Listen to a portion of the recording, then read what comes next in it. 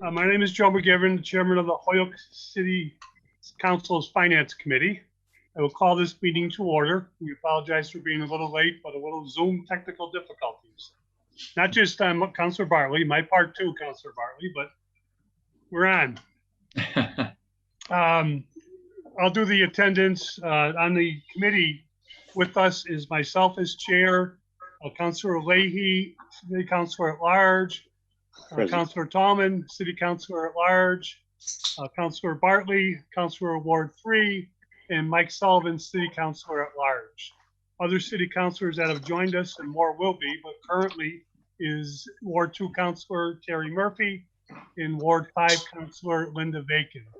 We have guests. Our first guest this evening Howie is Graney's on too, Joe. Sorry, I got to remember that, Howie.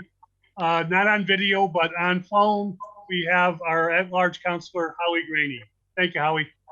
And we have some guests. We're going to go in order of the agenda and go as quickly as we can. Those of you who are here for the police department contract, that will be the third item on the agenda, but it will be a little bit before we get there, just to give you a heads up. So with that in mind, item number 1 was introduced by Councilor Bartley, that the City Council approve an updated inter-municipal agreement between the City of Holyoke with the communities of Amherst, Chicopee, Easthampton, Northampton, Springfield, South Hadley, West Springfield, and the Pioneer Valley Planning Commission, along with the University of Mass Amherst, in a memorandum of understanding of what we know as the ValleyBike Share. This is a contract that has been signed by the mayor and been put in front of us for approval. There is some financial impacts by it. It is a renewal contract, not the first time we've had it. With that in mind, a motion to take it off the table. So moved. So moved. All those in favor? Aye. And a motion to allow our guests to speak for the specific items here. So moved. moved. So moved. Second. All those in favor? Aye. Any opposed? Thank you. With this is Marcus Marrero. Marcus, are you going to run us through this? And just I think most of us are very familiar with the ValleyBike Share, but with the impact on the budget and what's going on with the bike share in midst of a pandemic that we're facing. Sure. Thank you for the opportunity, and thank you for Councilor Bartley for filing the order.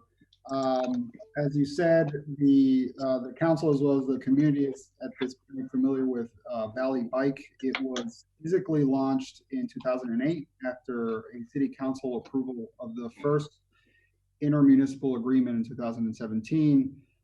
At the time of its launch, it was the biggest electric assist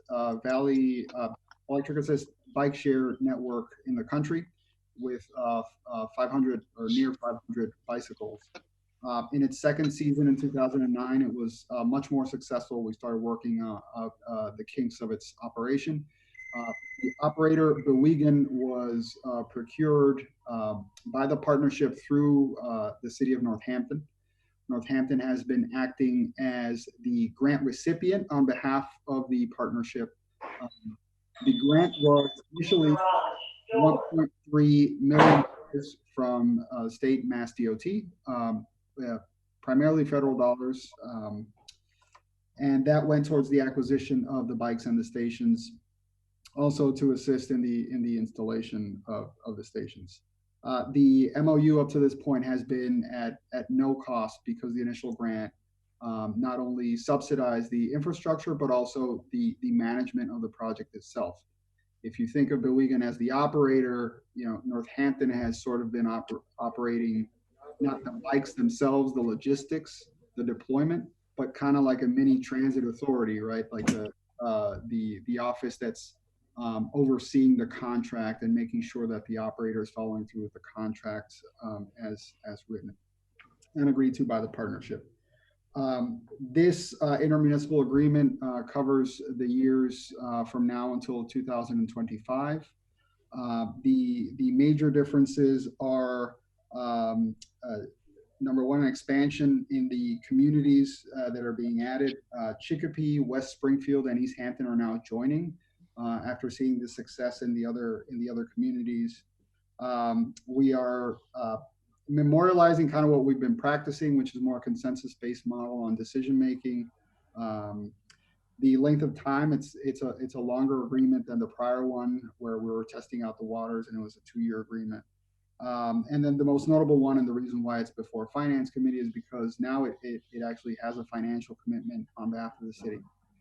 The operations itself of the bikes are paid for by partially by memberships, but in great deal by sponsorships, and that goes directly to the league and as the operator.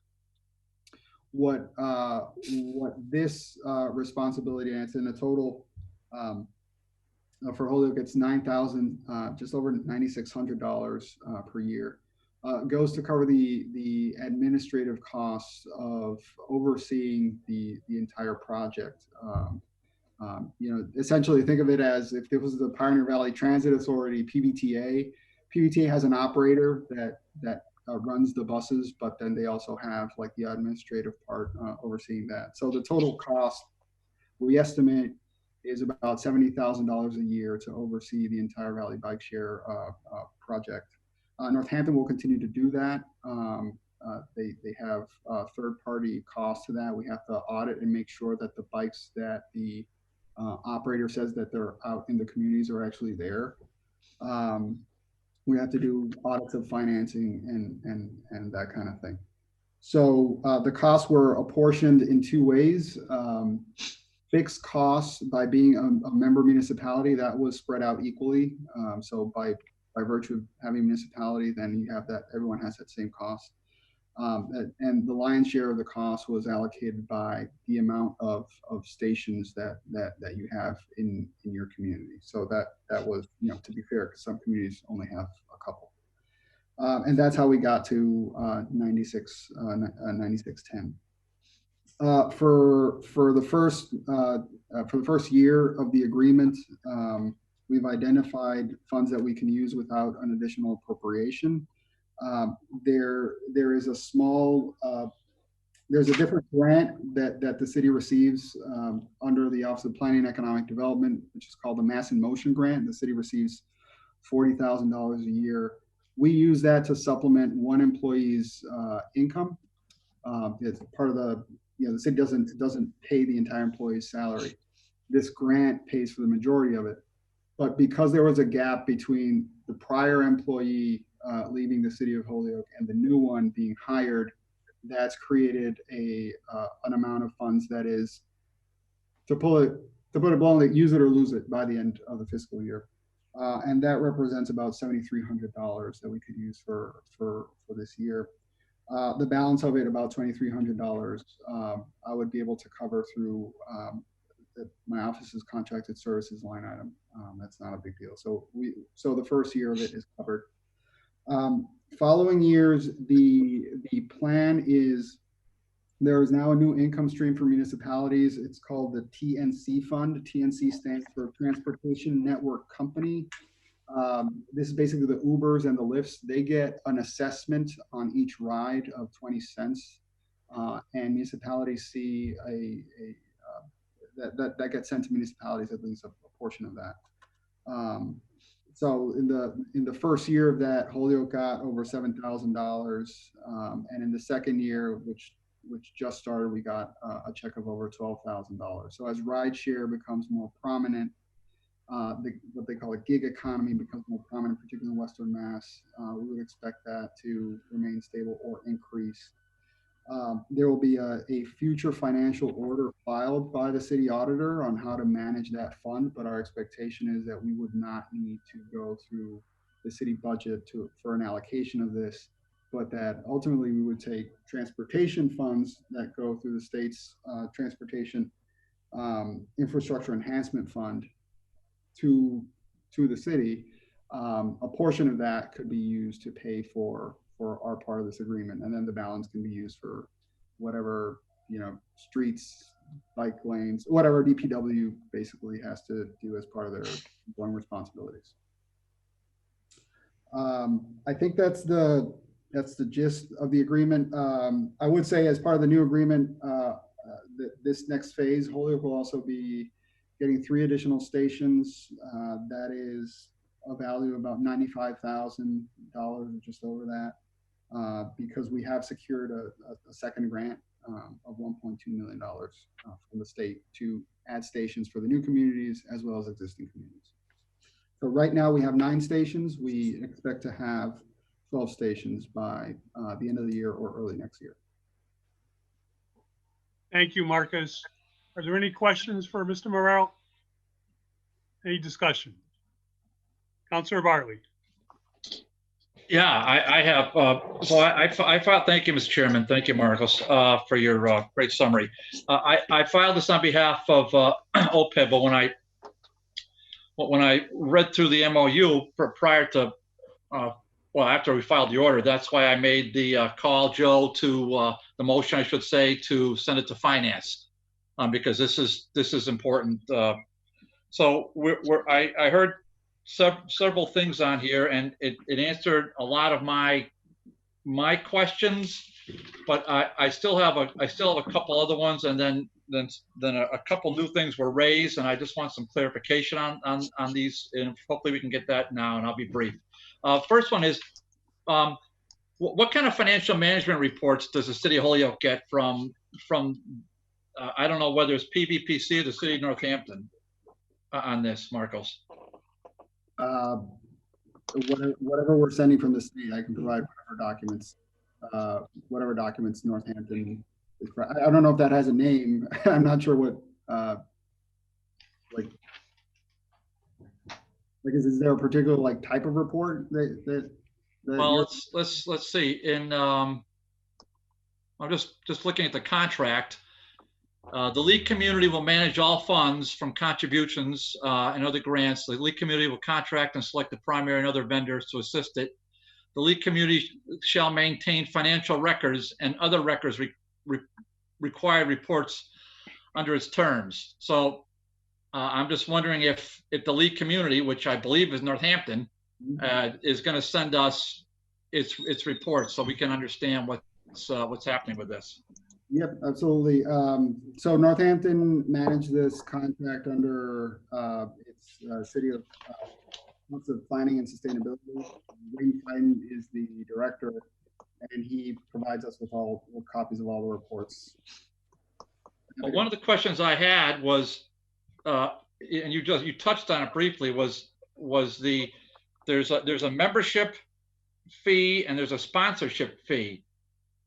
But when somebody solicits one of the 9 stations in Holyoke, who collects the money, and what kind of reports are they giving about the money? Yeah. So the sponsorship is dealt directly through Bewegan. So think of New York City. The system is called CityBike, CITI, as in City Bank, and other systems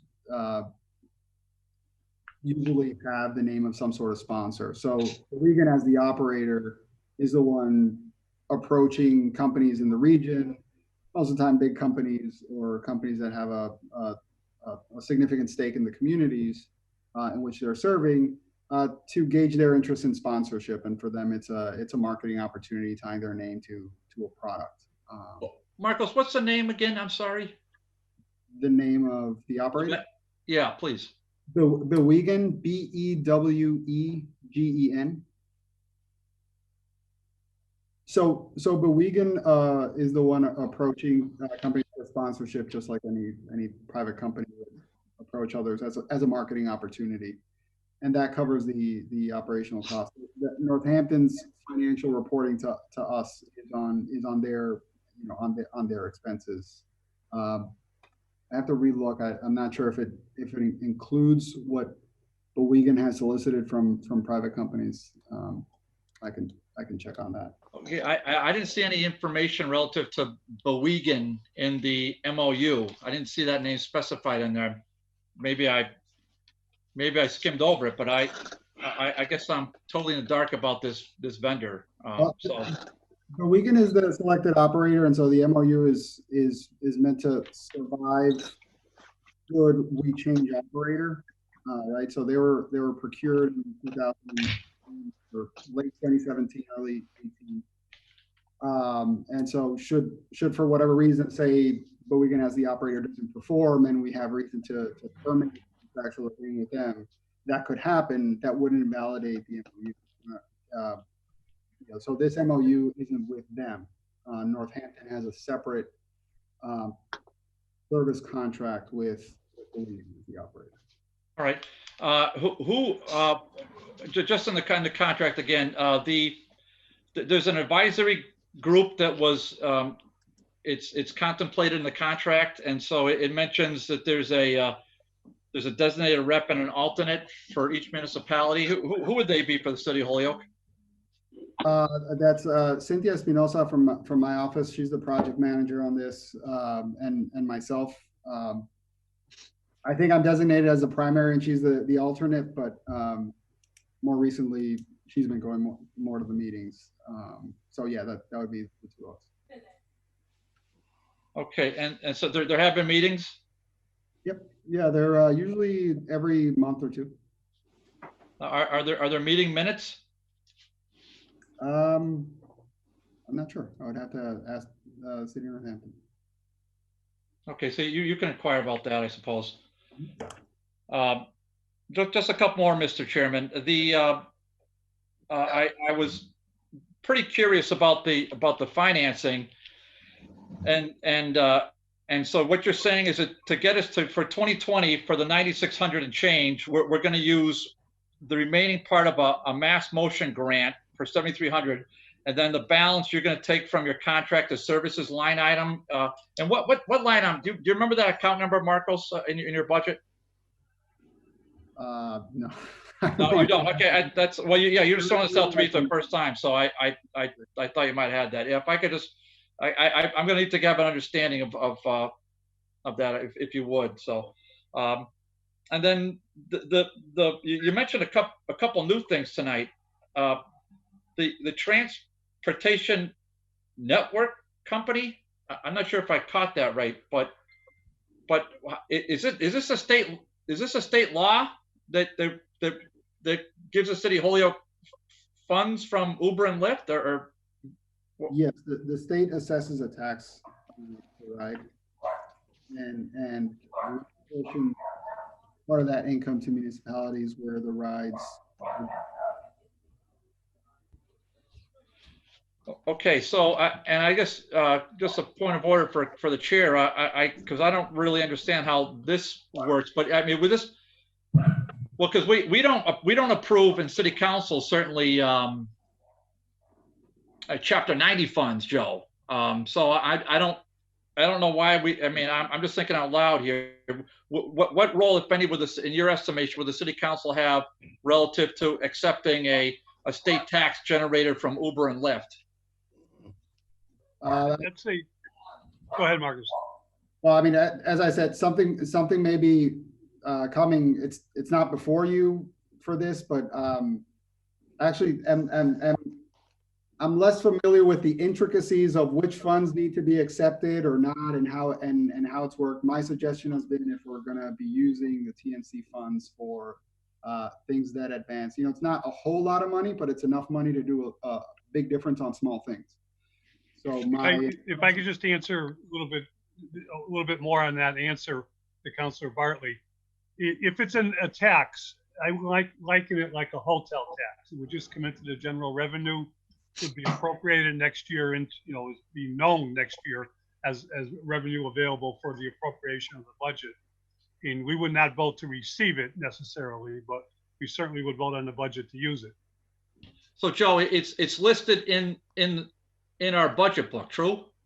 Well, we haven't seen it yet, but it would be, yes. The last 2 years, the auditor and the city has been doing a great job with the budget book of adding revenues. It would be on what I call the cherry sheet, on the recap sheet. All right, so because I just learned, I didn't see it in the budget book last year, but it's a small amount. So we had 7,000 last year. Or Marcos, what year? You said just what year did we get the 7,000, and what year did we get the 12,000? We've only received 2 payments. So what they call the 2017 assessment, they sent it to us in 2018, and that's the one that was over $7,000. I forget the exact number, but that was received in 2018. The second one was just received, I think it was November or December, and that was over $12,000. Okay, so I guess just to, I'll say it out loud. I guess we'll just have to have a little clarification from the city auditor on, from my perspective. The last one, Marcos, for me, sorry to monopolize, Mr. Chairman, but I went through this and it's just the order I filed on their behalf. So I thought I should at least do some due diligence. You mentioned we have 9 stations and we're going to add 3 more stations. Now, so that's a couple part question. Do we know where the 3 new stations will be erected? So the firm answer is no. Prior to the pandemic, we were trying to secure that, and then everything went on a tailspin. We want to add a station in the Flats, that neighborhood. Technically, a train station is the Flats, but that kind of has a barrier to residents, the bulk of which live east of the rail line. So we want to provide a station there. And we were between either next to Eli Park or Pina Park. We were in advanced conversations with the mall to provide a station there. One of the big attractions for bike riding is being at locations that attract people. So not surprisingly, the mall would probably be a location that would attract a lot of ridership. We're in advanced conversation with them. They've been closed. If we were going to do something there, we would have also, in addition to this MOU, the council would have probably been seeing some sort of easement agreement for your approval. We've been trying to get something at Kmart Plaza for the same reason as the mall. That one has been, frankly, hard because ownership isn't always as responsive. Same issue, we would have to define easements. We were looking at multiple options at the intersection to Route 5 and Whiting Farm Road, but there's a lot of subsurface infrastructure, water and gas that we don't want to cover. So it's tricky. As a fallback, or I don't want to call it a fallback, as another potential option, right in front of Bowdoin Village, there's good residential density there in Bowdoin Village, and also Cherry Hill Apartments. So those are kind of like the leading 4 that we're considering, and we discussed with the BikePed committee. But to be honest, a lot of this planning has been a little bit derailed with the pandemic. Initially, the ValleyBike programming was halted to not be deployed.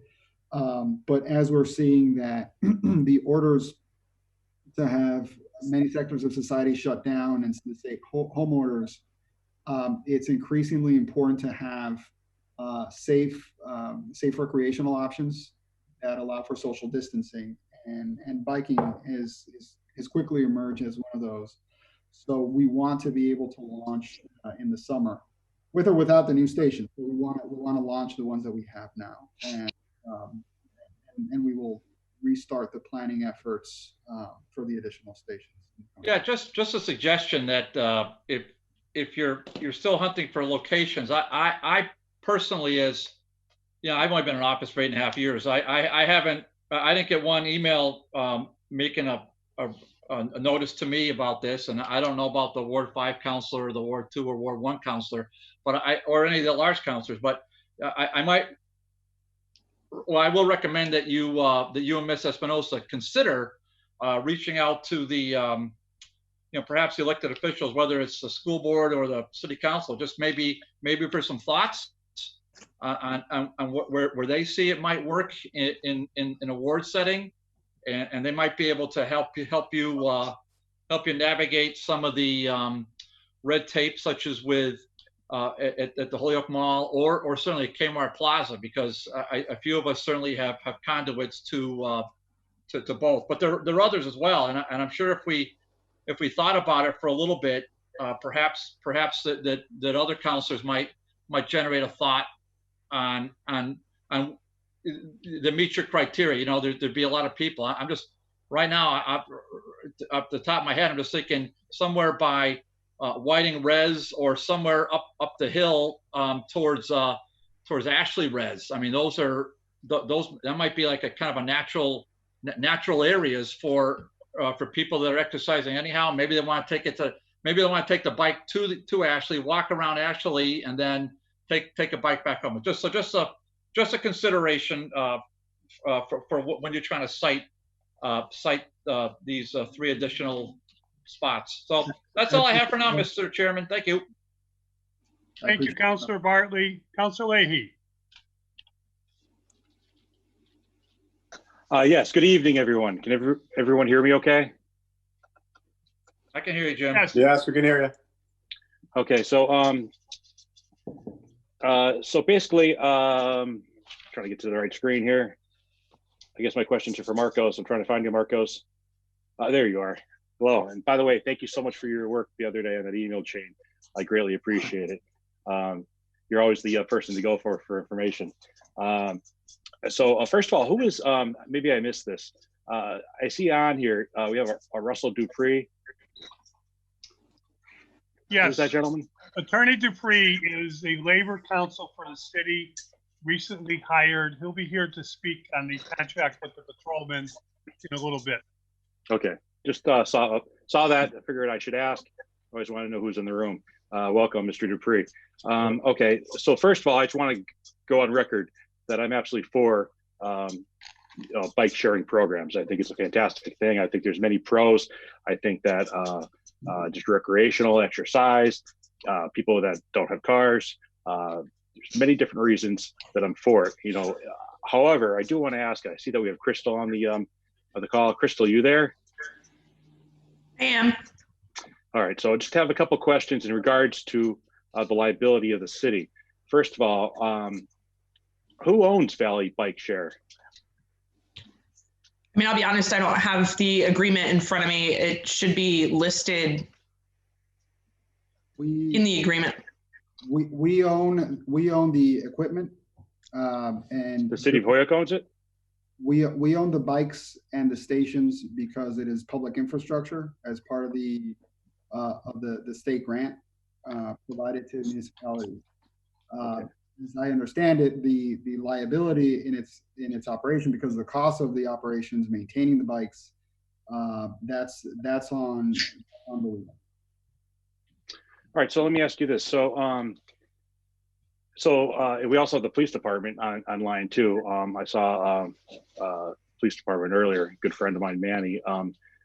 You know, there's in Holyoke, there's a bicycle helmet law.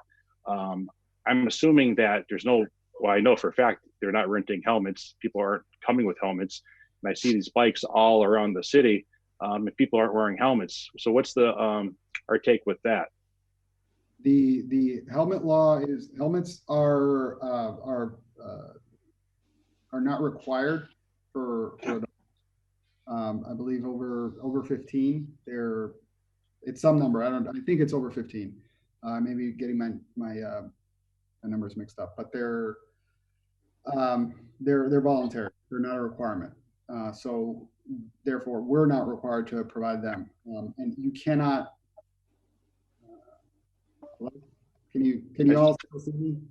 I think we're losing you, Marcos. Can you hear me? I can hear you. Yes. Okay, so I guess the City Hall Annex connection is not there. Or just my camera went off. Yeah, so the not required by law for adults. And so what happens is the people who are required to wear helmets are folks under a certain age, and those folks cannot ride on the bike share anyway because they're under the age. Okay. Let me ask you this. You know, everybody likes hypotheticals. So hypothetically, a bike share user is riding the bike and hits a pothole. The pothole then forces him to fall and hit a car. Now, whose responsibility is that? Is that the City of Holyoke's? It would be the same as if they were riding their own bike and they hit the pothole and then hit the car. So whatever that scenario is, the ownership of the bike wouldn't make a difference. Okay, what about just the person got injured hitting a pothole? For instance, like if Marcos is driving down the street in his beautiful car, hits a pothole, the tire explodes. Marcos is going to file a lawsuit with the city. You know how that goes. So what happens if a person gets injured on a city-owned bike on a city-owned street? Well, if the argument is that the bike was not properly maintained and serviced, then that's not our liability because we have an operator that's supposed to maintain it in tip-top shape. Okay, all right, and we have that in writing? Yes, that's fully their responsibility. They service the bikes. They have a bike servicing station. They actually have a subcontractor, Core Logistics. They're pretty good. At any Okay, point so in time, we have let me about just- 10% of the system bikes within regular service and any type of emergency service. all right, just my last question. And once again, thank you so much. So the city owns the stations, the bicycles, but who's the company that provides all the maintenance? BARTLEY is the operator, and then the company that hires the maintenance crew and staff is Core Logistics. They are a subcontractor to BARTLEY. Now, is that Bill Egan, Billegan? BARTLEY is Bewegen. Where are they based out of? They are based out of Montreal, Canada. Oh, interesting. All right, Marcos, as always, thank you very much. Councillor Tallman. Thank you, Marcos, and thank you, Chairman. I think Councillor Bartley asked some of the questions that I were going to ask on this issue. Marcos, on this contract, is this a normal kind of contract, a 5-year commitment to the city? Is that on the average for these bike share programs? Good question. I haven't done a comparative analysis with other cities. I think we did it 5 years to mirror either the CMAQ contract with the state or securing a long-term interest with the operator so that we, basically we lock them in their responsibility of running it. Okay. And with this contract, if you stated that there's 3 new cities that just joined up, will there be a change in the cost if maybe 2 more cities, say in the following year or year after, join in? Well, if anything, I would say it would stay the same or slightly lower because the way that costs are being allocated there's a small portion of the cost that is a fixed cost, and right. More cities and towns joining would mean we would split that pie up. The portion that is allocated by the amount of stations that we have is our portion. That's always our portion. So right. In that regard, it wouldn't. I would say that the bigger the network, the stronger the network is. It's just like cell phone networks or fax machines, right? 1 fax machine by itself in the world does nothing. 2 fax machines, you can fax 1 other person, and so on and so forth. Yeah, to the extent that this becomes more popular, it also has the ability to generate more income to sustain itself. Okay, and last question, ongoing in the next 4 years, the way you stated that it'll be coming out of this year, partially out of your fund and out of the Mass in Motion leftover money. In the following years, you said that it'll come out of a grant or the money coming in from the THC group? Yeah. TNC stands for Transit Network Company Assessment. Companies. Yeah. Okay, and that's what the Ubers and everything. Yeah. And that money. So in other words, there should be within the next 4 years no funds coming out of our city budget. That's the plan. The intent is to not put it on the city budget. Okay. Thank you. Is there any other questions or any discussion? Councillor Murphy. Yeah, Mr. Chairman, yep. Councillor Murphy, I recognize Councillor Graney on the phone. Yep, that's fine. Just 2 quick questions to Marcos, please. Marcos, if you have the figures, I'd like to know what the total ridership was over the last year of these bicycles. I see a lot of them in the stalls, but not too many people riding. And second, how much does it cost the individual rider to rent the bicycle? The total ridership for 2019, we had almost 4,000, and that's a mix of single ridership, which in Holyoke right now is more popular than in other communities. But it also includes memberships. So you can have, trying to look it up here. You can have an annual membership for $90 a year. I'm sorry, for $80 a year. And so every time you take the bike out of the dock, you have 45 minutes for free. And after that, you get assessed some sort of payment every 15 minutes. You can have monthly memberships for $20 a month, or you can have a pay per ride for $2. You can also have a day pass for $6 a day. So it's a menu of costs. But if you were to have an annual membership of $80 a year, that comes out to something like $1.60 or $1.70 per week. Something like that. Okay, thank you, Marcus. Councilor Murphy? Yes, thank you, Mr. Chairman. Marcos, similar to what Councilor Graney just asked. So you had indicated we were getting 20 cents, I think, a ride or something along that lines. Well, the assessment is $20 per ride, as I saw on the state site. I don't know if we get the entirety of that or just a port. I don't know if that's the entire tax and we get a portion of that, or if that's our take.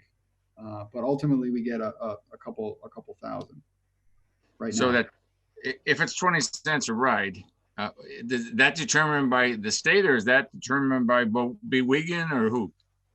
No, the tax is not determined by Bewegan. Bewegan has nothing to do with the tax. The state assesses the tax on Uber. So say you call it an Uber or Lyft ride.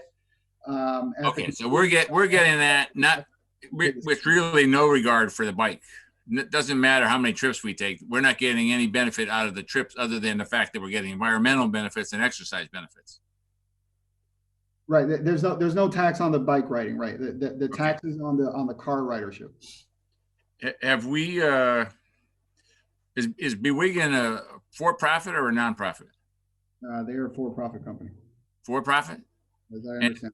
And is the 70,000? What does the 70,000 do in terms of administration costs? Yeah, that's not for them. That goes to Northampton to manage to manage the system. You know, they have staff that are managing the grant. They're doing the bookkeeping.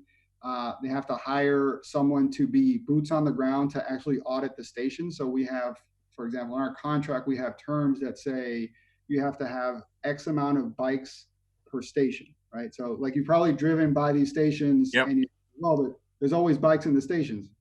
Well, yeah, because you actually want bikes on the station, because if there's no bikes on the station, you have no ridership. So you have to have some level of inventory in order to have users. And you want some sort of system equity as well, where you don't want Northampton and Amherst absorbing all the bikes in the region and having, Holyoke and Springfield being deprived, as an example, of bikes.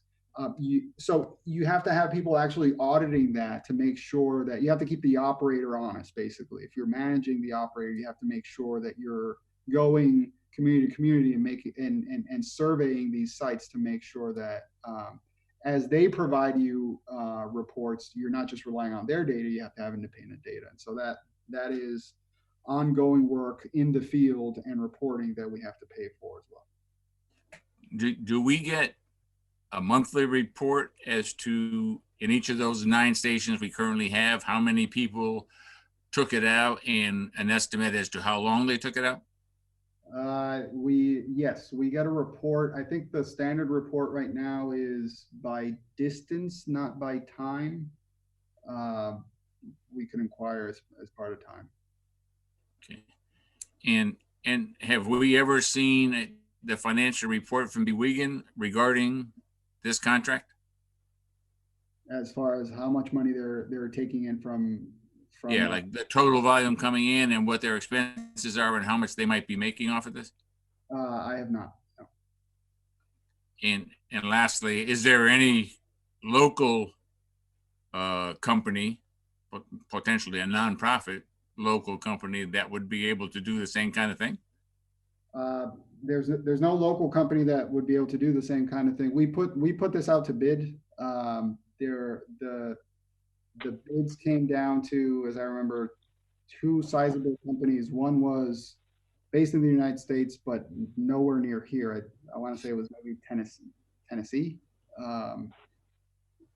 So the short answer is no. There's no. Okay.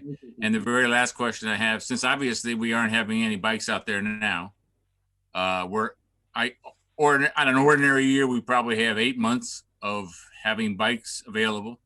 We're probably going to be lucky to get 6 months this year. It would appear that the administrative cost, if from what I hear you say, in Northampton kind of make sure that they're keeping track of what's being used, that we're getting the revenues that we should be getting, and all of that kind of thing. So if in fact we're getting only a reduced maybe 3/4 of the year of biking, has there been any thought to only paying 3/4 of the year of the administrative cost? To be honest, Counselor, there hasn't been that much conversation on these details over the last 6 weeks as the pandemic has unfolded. So right. An action item that was on our plate to deploy early March before, or actually late February before everything unfolded. So certainly a conversation that we would look to have. Okay. All right. Thank you. Is there any further discussion? Councilor Bartley. Yeah, I just want to, first of all, there's some, not to sound like I'm the chairman here, but there's some great questions by all the counselors. So I appreciate everybody pitching in here. You took the words right out of my mouth. On the committee. Yeah. Well, Joe, it's, you and I know that this is not the biggest dollar thing in the world, but at least we want to keep tabs on it, especially in this tight budget stream. It sounds to me is like the City Hall has its arms around where we're going to be able to target the monies for this, which is, I agree with Jim. It's a very, and everybody else, it's a very worthy venture. I know we all voted for it 3 years ago. It was unanimous, and it was an obvious win. And now with a little financial burden, and it's a small burden, and it's important to, but it's still important to identify the funds. And I'm glad to know the questions. I mean, up until this hearing, the name Bowegan, I mean, I didn't even know what, and I asked Marcos 4 times what that meant. I didn't even know what it meant, and I still don't know, but I'm glad to know that there's a name as a vendor. The way I understand it, reading the contract, is that Bowegan was selected by, I would assume, the city of Northampton, because they're the lead vendor. So at any rate, I just want to point out 2 other things before I make a motion to approve it. One is, Marcos, just the locations. I was thinking about this as other councilors were asking questions. I don't know the current 9. I probably off the top of my head know 5 of them. Would you mind emailing the committee or the council where the current locations when you have a moment? I don't think there's a rush on that, but I would like to know the current 9 locations. Absolutely, I can provide a map of those as well. Yeah. Oh, I don't think I necessarily any council needs a map, but hey, why not? That's a nice. Some feature. Might, Dave. Some might. That's. I mean, I'm not implying you don't know the city. Counselor, I like to have you name those counselors who might need a map, but I'll leave that. I know you'll plead the 5th. Plead the 5th. Yeah. The other, but Marcos, I was just thinking, Jones Ferry. I mean, that we already control that site. I don't know if you had Jones Point. I mean, those would be a couple of spots. I mean, I already mentioned Whiting Res and Ashley Res, where we wouldn't have to necessarily do an easement or work out something with. I mean, I would love to have it at Kmart Plaza or up at the mall, but maybe now's not the right time with it, and we want to get these things installed. But at any rate, I'll make a motion to approve. I'll second David's motion. One quick point. Councilor Graney. Just one quick point. Marcos, these bicycles that are throughout the valley, You said it was a Canadian company. That's the Wiegand company is a Canadian. Do you know if those bicycles were manufactured in America? I don't remember that information. I don't. I honestly don't remember where they were manufactured. That would be nice to know. Thank you. Okay. If there's no further discussion, the chair recognizes a motion by Councilor Bartley to approve the contract signed by the mayor. Reminder, it is a 5-year contract, and it was seconded by Councilor Leahy. Is there any further discussion? Just a point of order, Mr. Chairman. Councilor Bartley. Is there a reason why the contract's already been signed? Well, it's negotiated, and it's waiting for our approval, but I think it's good to have a signature to know that the mayor did negotiate it and is in agreement. I mean, wouldn't we? Oh, okay. Well, I mean, I think the contract's pretty clear. It needs a vote of the local governing body. Correct. Correct. In anticipation of it being signed. I just think we got the process backward. That's just my small point, Mr. Chairman. Okay, I've seen it both ways, but I'm not too sure which is the best. Very diplomatic of you, sir. I do my best. Any further discussion on the motion? All those in favor? Aye. Aye. Is there anybody opposed? Motion carries unanimously. Ryan, if you could mark the hard copy because it's not in front of me, as we usually do with the vote. Those in favor, 5-0. Thank you. Excellent vetting and discussion of the item number 1. Now we go to item number 2. It's an order that in accordance with Mass General Laws, Chapter 44, Section 51A, the City Council approves the provisions of the BARR Foundation Clean Energy Transition Grant 19-08201. A motion to take off the table for discussion. So move. All those in favor? Aye. Any opposed? I'm going to set the table and then turn it over to Marcus, and then we'll go into questions and answers and discussion. Part of this is a reminder, and part of this is for the purposes of this evening.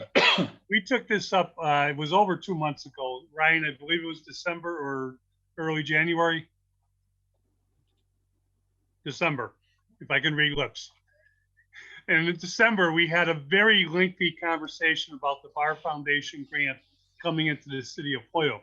Marcus will give us an update on all the particulars that we need to know. He'll do a nutshell update on that, but we'll certainly go into any part of the grant that you need to know.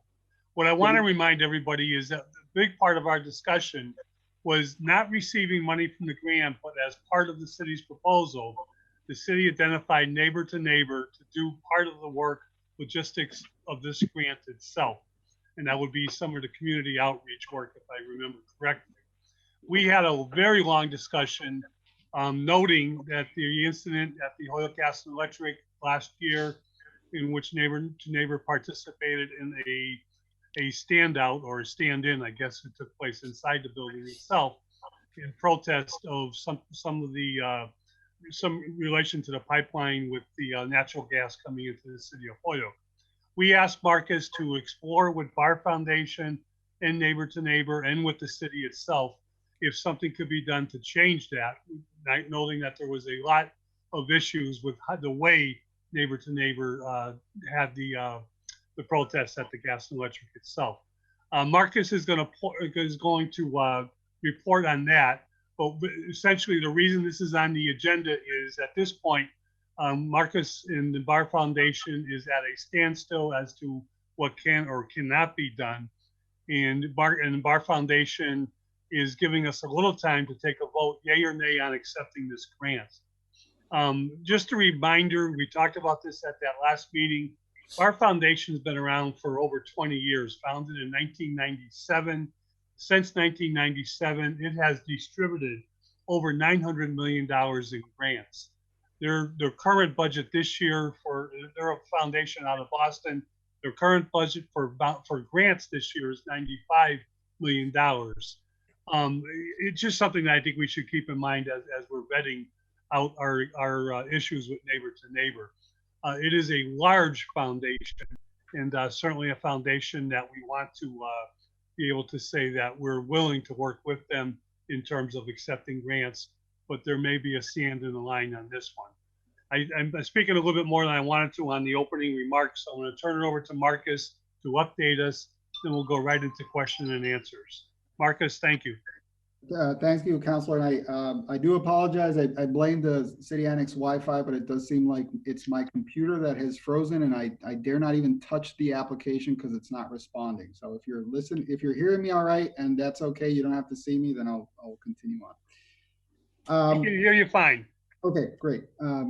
So the BARR grant, as Councilor McGiverin introduced, is $275,000 with no match.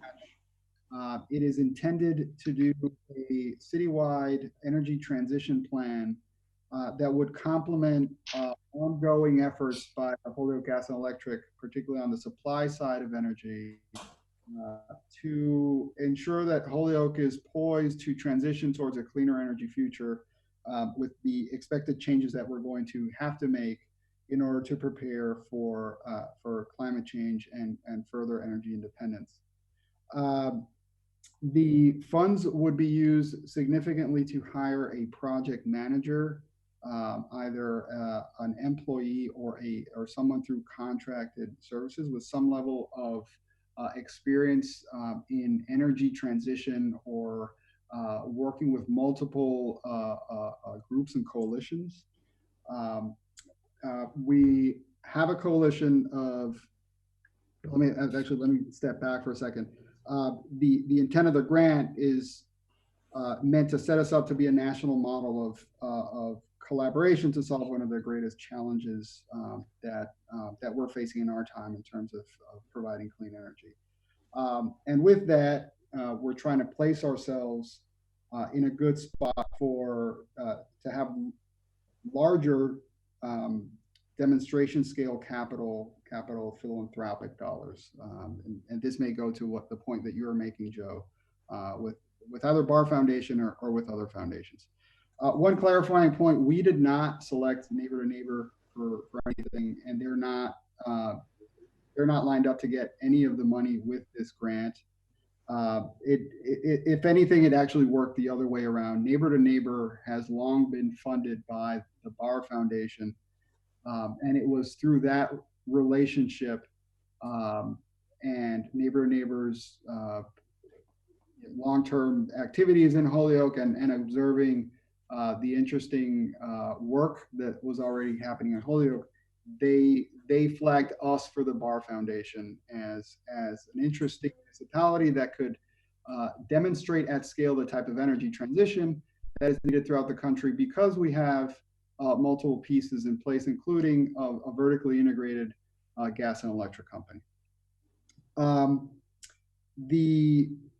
The collaboration that we've set up includes not only Neighbor to Neighbor that has already been funded by BARR to do engagement work in the community around energy transition, but also the Conservation Law Foundation, the Rocky Mountain Institute, and we're working with UMass to potentially carve out a role for them as they're starting to create an energy institute there at UMass Amherst. As the chair said, part of my task was to see how we could work with the funder to see if somehow the agreement could be amended to the liking of the committee. And I did pursue that conversation. Ultimately, BARR leadership denied the request. They have never had, in their representation, they have never had a funder deny a grant, or at least a city, and do not want to set the precedent to amend the award in that regard, particularly when they've already funded Neighbor to Neighbor to do work independently of whether this grant is accepted or not. They did confirm that work will continue to be funded to Neighbor independently of this. I will say, one of the concerns that was raised in the prior committee meeting was whether an external organization like Neighbor would have veto power over any city decisions. I hope I was clear that no external organization can have veto power over our actions or force us to take an action that's not in our interest. But I will say it is the irony of denying the grant will be we will have less control over some of the work happening in our own very backyard in terms of transition. Having the grant, accepting the grant means we will be in the driver's seat to be able to have a plan that I think the comments across the board demonstrated. Everyone's concerned about what does a shortage of regional gas mean? What does a changing climate mean? What are escalating oil costs mean? You know, prior to the barrel of oil being negative for the time being during the pandemic. What is the cost of increasing cost of oil mean? And how do you plan for that over not just the next year, but the next 5, 10, and 20 years? That's where, as far as I got with the funder, my hope is that, of course, that we can accept the grant, that we can execute on a project and a plan that we're all very proud of, including the committee and the council, and that sets us up for additional funding down the road. Thank you, Marcus. Did I read here correctly? $275,000? Correct, $275,000. Okay, the bulk of it will go to a consultant, management project manager. Yes, we've estimated a little bit less than half. You know, some of the questions were, will it be an employee or a contractor? The reality is, today I can't tell you 100% sure one or the other. Because I don't know where the talent's going to lie.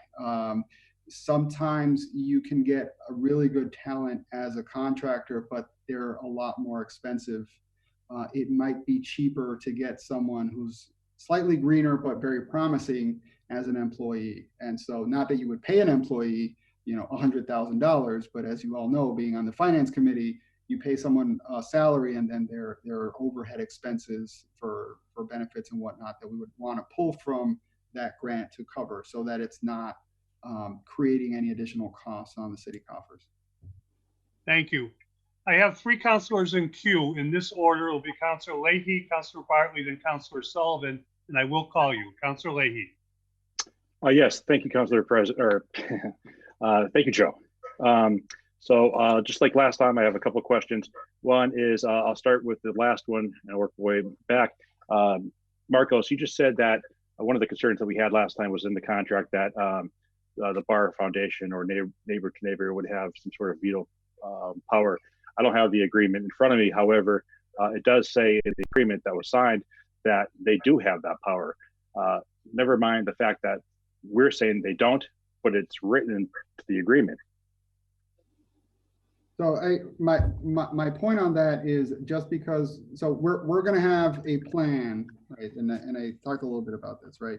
The power of this planning process is precisely where we don't necessarily agree, right? And so if we can find places of agreement, who doesn't? It's a very powerful plan.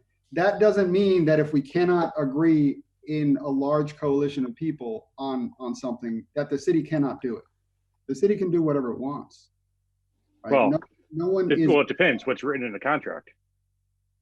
The city can't do it. No. What the contract is to make a finite product, and that finite product is an energy transition plan. That does not mean if it's not in the energy transition plan, the Holyoke Gas and Electric is barred from taking an action, or the City of Holyoke itself is barred from taking an action. Frankly, a plan can come out which may seem fantastic to, let's just put the hypothetical out there. It may seem fantastic to me, may be very proud of it, and the city council looks at it and says, well, this is garbage, and we would never approve any funding for this. And so, well, there you go, right? I mean, that is a possibility. If the plan is so pie in the sky that there's no way of implementing it in terms of renewable energy deployment or for people to switch from oil to electricity, then HG&E is under no obligation to do anything. The planning process is in order to go deep into what are the goals of different sectors, where are the places where we coincide and we can move the ball forward despite our disagreements, which are real and we're not going to, ignore. But those planning processes tend to be the most interesting ones and the most effective, because when it comes to implementation, then everyone's on the same page. Okay. So my second thought is, how come we haven't had a representative from neighbor to neighbor come to one of the meetings? Or maybe a future meeting we will. I mean, I don't know. That would be a question for the committee. All right. So if we do have another meeting on this, I'd like to have a representative come. I think that Elvis Melendez is the current president, if I'm correct. I'm not sure. But my other issue is, one of the big things that they get for this money, or what they do, is going door to door. And I think at this time, the way the world is with the global pandemic, I think it's not the right thing to do. I don't think the city of Holyoke should be engaging going door to door to have people fill out surveys. I know that we're going to have the census, they've pushed back. I mean, at this time, I don't think the residents of Holyoke want people coming door to their door to fill out surveys. What are the thoughts on that? So two things. First one, I need to correct. Again, none of this money goes to neighbor. This money goes to the city, and none of it is going to pay neighbor to neighbor. Neighbor to neighbor is funded separately from the BARR Foundation. Okay, well, if we don't approve it, they don't get the, what, 175,000. So essentially, if we say no, they don't get the 175,000. Nope, it's not. It's not accurate. They are independently funded. They already got a check to do work. Their payment has nothing to do with this grant, none whatsoever. It's two independent funding streams. They both come from BARR. It will be unaffected by this vote. So that's the first point I need to clarify. The second one is, you're absolutely right. No one is going to put themselves and citizens in harm's way. It presents an interesting challenge in which we haven't, again, like mirroring some of my answers with ValleyBike, that over the last 6 and 7 weeks, we have not tackled on how to do some of that engagement. Because everyone's kind of responding to the emergency, but certainly it would be a mechanism that we would have to work under, because the COVID world some level of social distancing will be in place for several months to come. So right. You're absolutely accurate in that. We wouldn't be just willy-nilly going around. Right. And so, well, from my understanding and reading this, is the lion's share of this is having the group go out and do public forums, going door to door, putting all that data into into a report. And at this point, I can't see how they're going to do it until I see a viable plan. Shouldn't we just keep this tabled? So a lion's share of the money that the city would be getting would be going to technical consultants assisting the HD with some of their analysis. A significant portion of it. Yeah, but it didn't seem, and it seemed like at the last meeting when we had Mr. Beauregard in front of us, it did not seem that they were too keen to have to partner with this. I forgot what it was called, Rocky Mountain. I'm not exactly sure of the name, but I think the corporation or the group was Rocky Mountain, and it didn't seem like they, and this is just my own opinion, one out of the city councilors, that they, once again, I'm not sure, but it didn't seem like they were too interested in partnering with them. They might be. I just didn't get that feeling. Whatever impression they gave you that night, I can share with you that the Rocky Mountain Institute has a scope of work with the Holyoke Gas and Electric right now, and they have produced some level of work. So I can't question your impression of something, and that very well may have been the impression Brian gave off, but they are working together right now. They're some of the top experts in the field right now. In regards to what are they working on? I can share with you the scope of work, or ask Brian to to send the Well, committee. the only so maybe specifically, I'm saying that the scope of work that I think we're discussing was the fact that how do we engage the residents into a transition process to remove people from gas and to put them on other sustainable means, right? Is that we're in that page? That is certainly part of it, but technological analysis and economical analysis are part of these things, right? So we cannot simply say, let's get people excited for a transition without having options. Some of this is about analyzing what would be an adequate incentive to cause someone to go from oil to electric heat, right? What does the market look like and the decision-making process look like for folks who have actually made that step in other jurisdictions?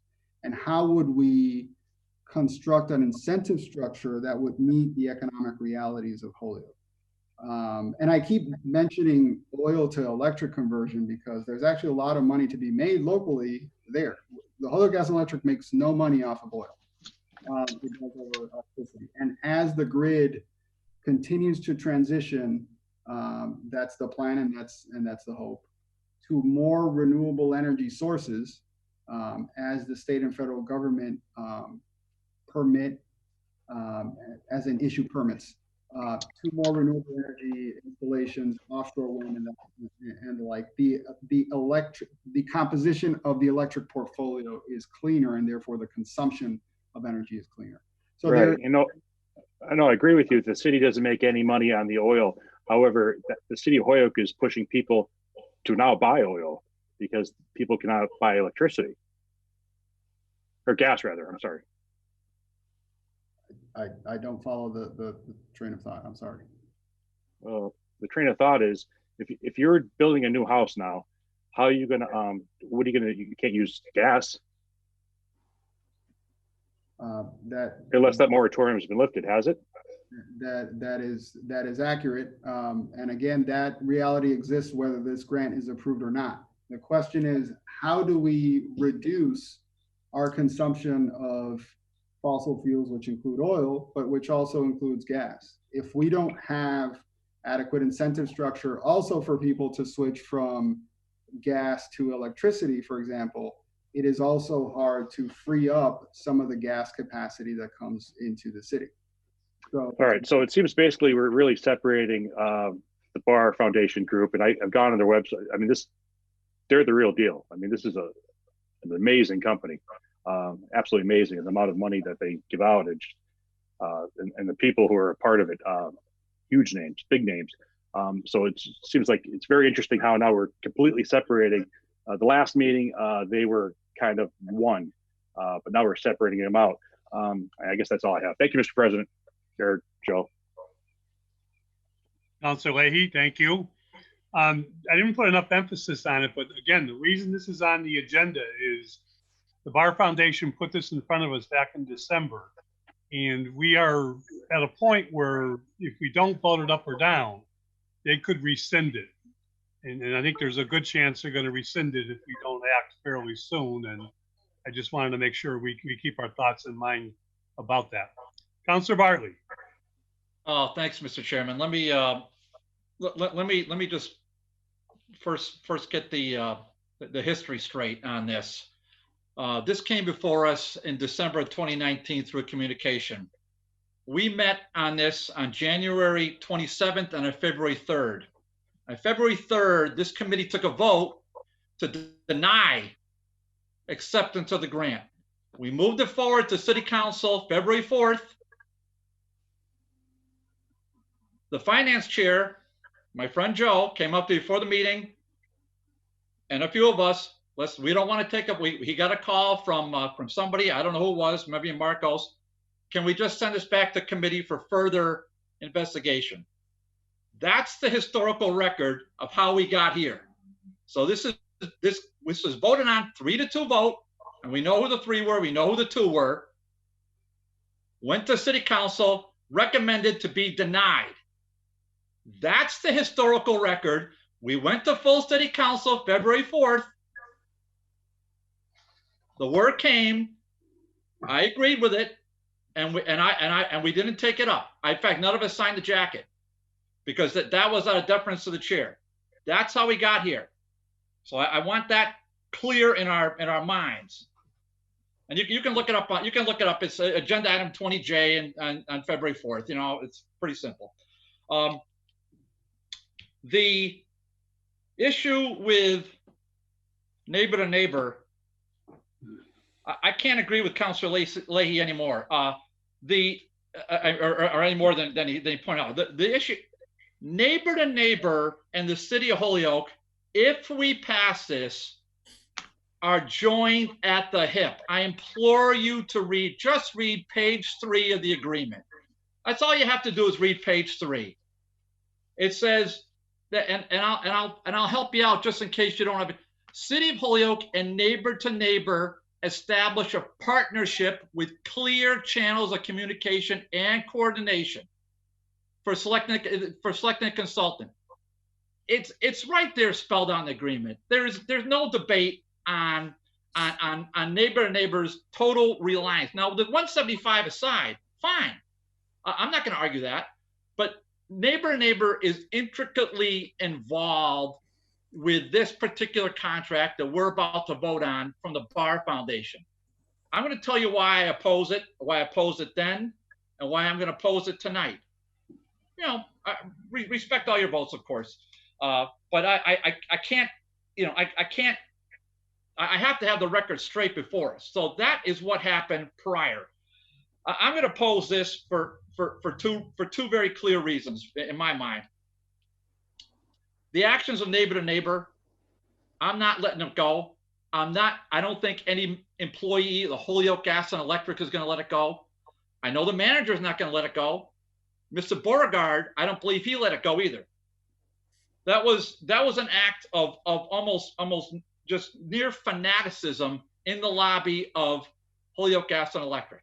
That's who, if we pass this, that's who we're now deeming it's okay. It's okay for the City of Holyoke to establish a partnership. That's the specific language in the document, ladies and gentlemen.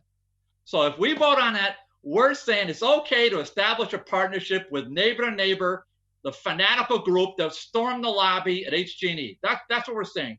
My second point, Mr. Chairman, and it's a point I raised before, of why I'm not going to support this, is what the mayor did. Oh, it's over a year ago now, Earth Day. With the, you know, whether or not he's an environmentalist, I can't help but put in the political light what, you know, his actions that he took relative to cutting off the spigot for natural gas. And I'm not going to let that go. If it's cost the City of Holyoke hundreds of thousands of dollars, which the manager already documented to this body. And if you look, I mean, if you look at the contract, it says these neighbor and this consultant are going to provide technical analysis to the City of Holyoke for its energy needs. We have the best analysts, certainly in Western Mass, but probably all New England, sitting at 99 Suffolk Street right now, and they're consultants. And now we want to give OPED a grant for $275,000 so they can go hire somebody.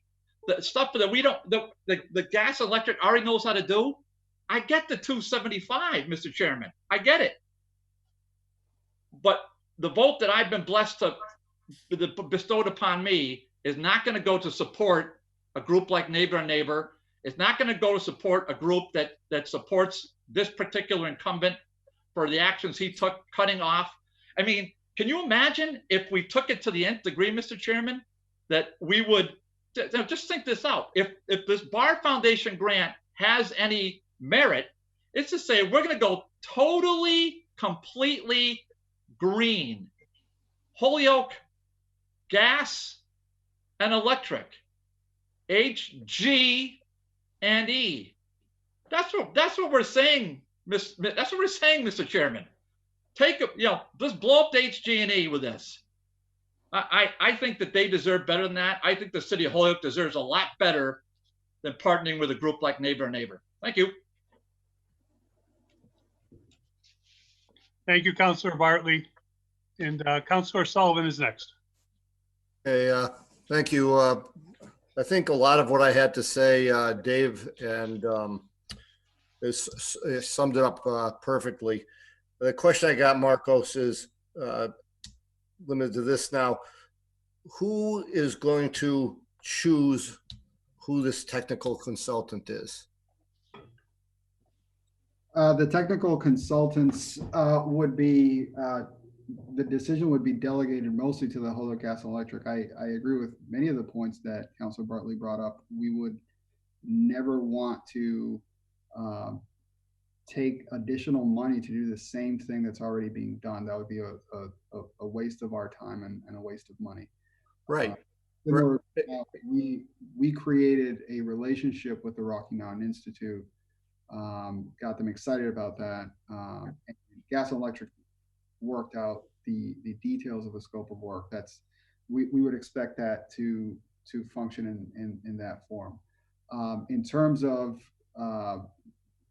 for lack of a better term, the cat herder, the project coordinator that could bridge multiple sectors, we would also want to have a consensus-based approach. We would obviously want to discuss this with all partners to know that it's someone who's competent, that has credibility, that has a good knowledge base, and that includes the Holyoke Gas and Electric and Conservation Law Foundation and the Rocky Mountain Institute and Neighbor to Neighbor and the folks in the city who are working on this. We would want to know that they can work with a multiple set of stakeholders that aren't the project managers too, right? We would want to know that they have the capability of working with community groups and or with landlords, for example. I get all that, Marcos. Now I got to go back to what I heard from Joe earlier in this conversation, is that the BARR Foundation has refused to renegotiate this contract at all. They've refused. That's pretty arrogant on their part. I don't care how much money they got. The city of Holyoke doesn't have to prostitute itself just because they say it's, here we go with another take it or leave it deal. What Councilor Bartley pointed out is that this deal specifically calls for partnering with Neighbor to Neighbor in choosing these consultants. Unless this money is being directed directly to Holyoke Gas and Electric, and they can work with Rocky Mountain Institute, they can work with where else. And I have talked with the manager of Holyoke Gas and Electric. They do work, they have done other work before, and they're very, have had good results with the Rocky Mountain Institute. But to have anything at all where Neighbor to Neighbor has any choice in this, the way this contract is worded still stinks. And I won't be voting in favor of accepting it. Thank you, Councilor Sullivan. Councilor Graney, is there any discussion?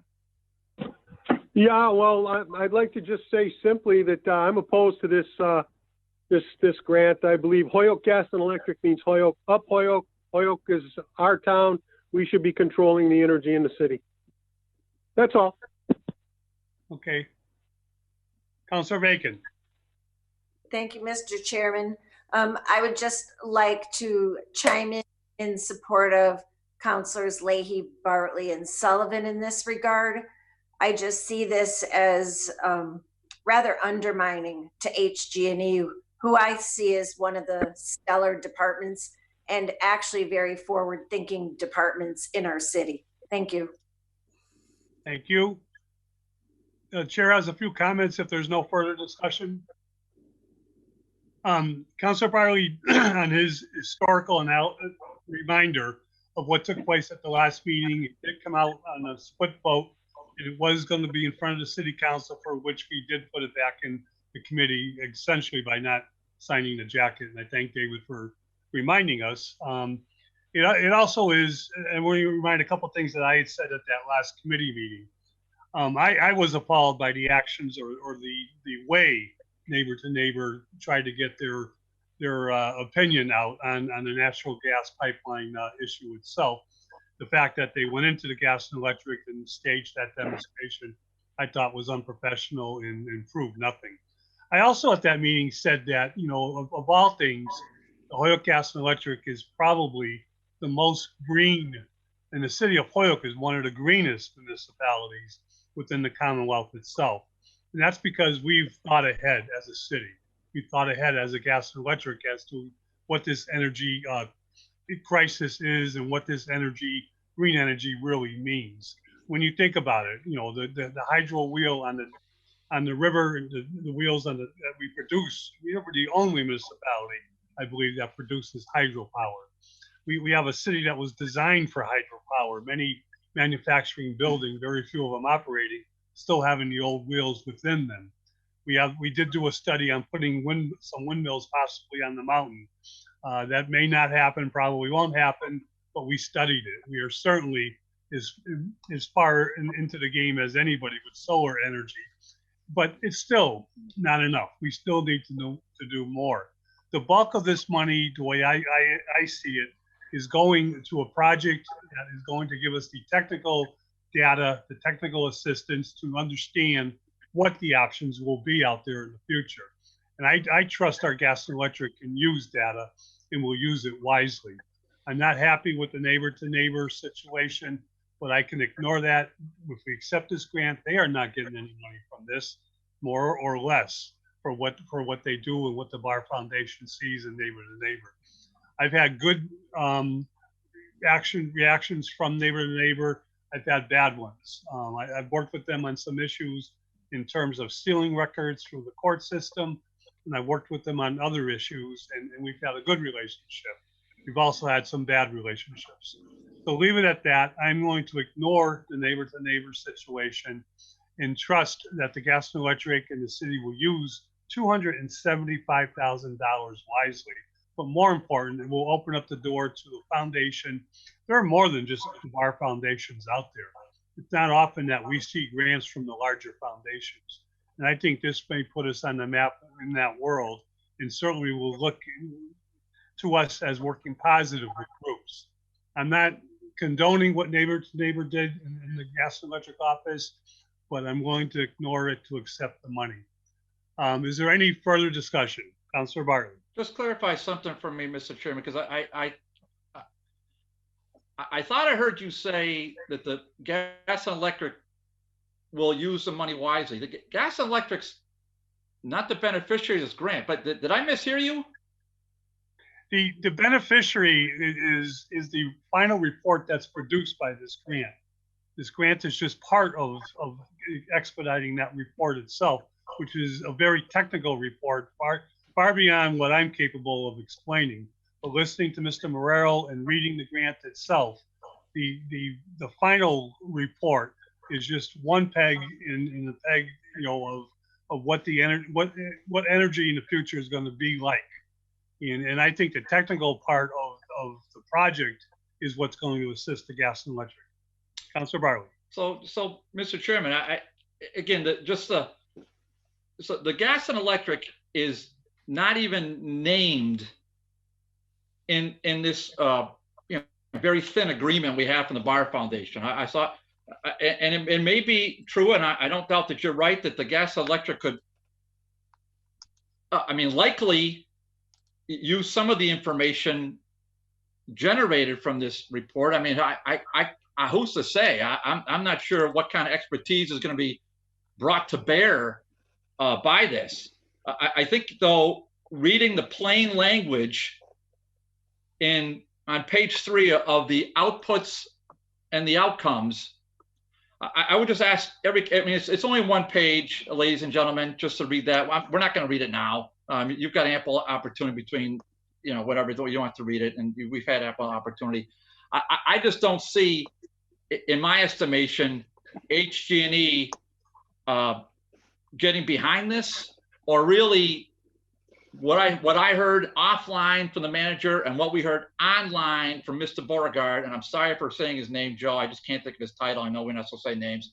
I did not hear either gentleman say to me in private or in public that what is produced from this $275,000 will have any bearing whatsoever on the gas and electric. I think what I said earlier, and I wasn't being facetious, that if we take this to the nth degree, and you look at their language, collaboration, a collaborative governance framework for inclusive energy transition. So the BARR Foundation wants to eviscerate fossil fuels. I think the action, and you can't blame the mayor completely, but his action was precipitous last Earth Day to cut off at the spigot the negotiations between the city government, the gas and electric, and the suppliers of natural gas. His actions led, Mr. Chairman, we talked about this, and we see what's happened with the propane trucks fueling marijuana buildup. Now that's the mayor's calling card, and it's ironic that the dirtiest fuel, propane, is producing energy, growing the marijuana that his calling card. And we remind the body as well of what happened with the propane truck rollover just last February. Thank you. Marcus, you still with us? Yes, I am. Okay. Will the gas and electric have access to what the final product of this report? Of course, they will have access to the final product, and they will have complete access and collaborative working throughout the process. There is no energy plan that isn't done in collaboration with the municipal gas and electric. And if we didn't have a municipal gas and electric, probably BARR Foundation wouldn't be interested in funding us, because most cities, take a New York City or San Francisco, they may have bold plans, but the utility is private, and there isn't as good of a working relationship. Let's put it that way. We have a very close working relationship with the G&E, and they would be part of that governance structure. Thank you. I have Councilor Sullivan and Councilor Leahy. Thank you. Okay, I just got to say one more time, if the BARR Foundation is interested in a collaboration with the City of Holyoke, and they're here because they're so aware of the work of Holyoke Gas and Electric, they should be willing to rewrite that contract that spells out Holyoke Gas and Electric as the lead agency or decision maker in this process with control of the funds, and not neighbor to neighbor. Neighbor to neighbors funded themselves. They're going to go ahead and do their own thing anyways. All right. Go back and get them off of this, or tell them to keep their money. Councilor Leahy? Yeah, thank you. Dave and I had exactly, Councilor Bartley and I think we had the same train of thought, because Joe, Councilor McGiverin, when you were kind of giving a summary, you had said that, and I wrote it down, I want to see the technical data to understand what are the options the gas and electric has in the future. I'm under the opinion that we have the brightest, smartest engineers and people down at the gas and electric now. James Lavelle and his staff, I think, are the best. Would I like to see other information? Yeah, maybe. But I think that they have the thumb on exactly what the City of Holyoke needs and has. As other people have mentioned, the city started, with green energy, the dam. Now we have solar. Now we're kind of moving from solar, and now we're doing batteries. It's absolutely amazing what the City of Holyoke has done over the years. But as I said before, I haven't had one message from anybody at the gas and electric on this. Usually when people are getting $275,000, one's going to pick up a phone and saying, "Hey, Jim, this is a grant. This is something that we need. This is going to be good for the city." I don't think I got one phone call from this, but yet I got phone calls regarding the chickens. I've gotten phone calls regarding street sweeping. In fact, in the last several months, I think I got more phone calls on street sweeping, or the lack of it, than anything. It's just very interesting what's happening. If you go to the neighbor website, they're in the process, or I think one of their main purposes is to help with elections and that sort of thing. I can't really find exactly where their rationale or what they're supposed to be doing with helping gas and electric companies. I just don't see it. So having said that, I'm voting no. Councilor Murphy? Yeah, and I'm just listening to trying to take it all in, and I'm not quite sure. I mean, if this grant has nothing to do with neighbor to neighbor, although it seems like it does, and if neighbor to neighbor is going door to door, what is the expertise that neighbor to neighbor is offering that is going to provide technical assistance to the gas and electric? I mean, I agree with the comments of the other councilors that the gas and electric certainly has been very professional in all the things that they do.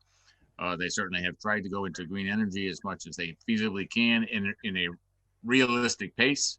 So I wouldn't want to be in a situation. I mean, it almost seems like if neighbor to neighbor is going door to door, and they're going door to door to various homes and constituents, their goal is to influence those constituents in terms of what they want to do energy wise.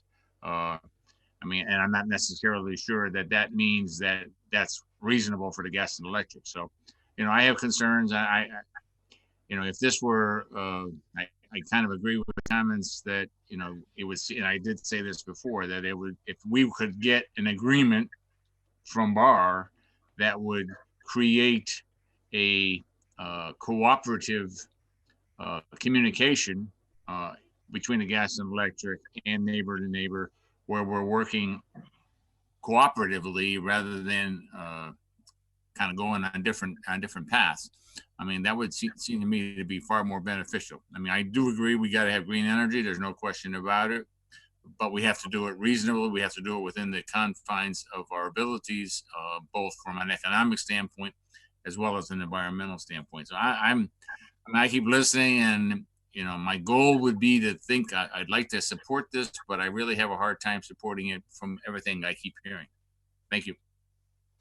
I mean, points are all taken, well taken. But again, I think neighbor to neighbor is even mentioned in the grant itself, and I think for transparency, and I appreciate that from both sides of BARR Foundation itself and from the city itself. But again, the money is not paying neighbor to neighbor to do what they do. That agreement is made between them and BARR. And if BARR wants to use them, that's their choice. It's their money. The money we're taking is going to a project manager, a project that's going to provide technical assistance to this report that is going to be produced. It's not neighbor to neighbor that's producing the report. They're one small part of looking and reaching out to the community to make sense of the report itself and to make sense of how to implement the report, or to make sense as, you know, as the city going in the direction that the community wants it to go to. We could talk about that forever, but that's not what we're endorsing here. We're endorsing accepting $275,000, using it, you know, as Mr. Marrero pointed out, to hire a project manager, to have a project take place in collaboration with the gas and electric, and technical data that will be used by the gas and electric, by anyone who wants to use it. And we're not going to understand until neighbor to neighbor has done their outreach what they're going to do. But it doesn't mean we have to abide by what their input is. We just have to look at it as a grant that we're accepting, and something in clean energy is something we need to face as a community, we need to face as a country. And I think in some, you know, respects we are doing that. And again, I think the city of Holyoke in most respects is ahead of the game. But that's my take. I appreciate all the comments. Is there anything new to add, or Marcus, is there anything you wanted to address? I don't think I can add anything constructive at this point. You want a motion, Mr. Chairman? Thank you, Mr. Bartley. Yes. I'll make a motion. You tell me how you want to do it, Joe, because I don't want to. Again, one way or the other, I think we have to get this in front of the city council tomorrow night, in fairness, to take a vote to at least show the BARR Foundation that the city took a final vote on this. Well, you know, that is a way to do it.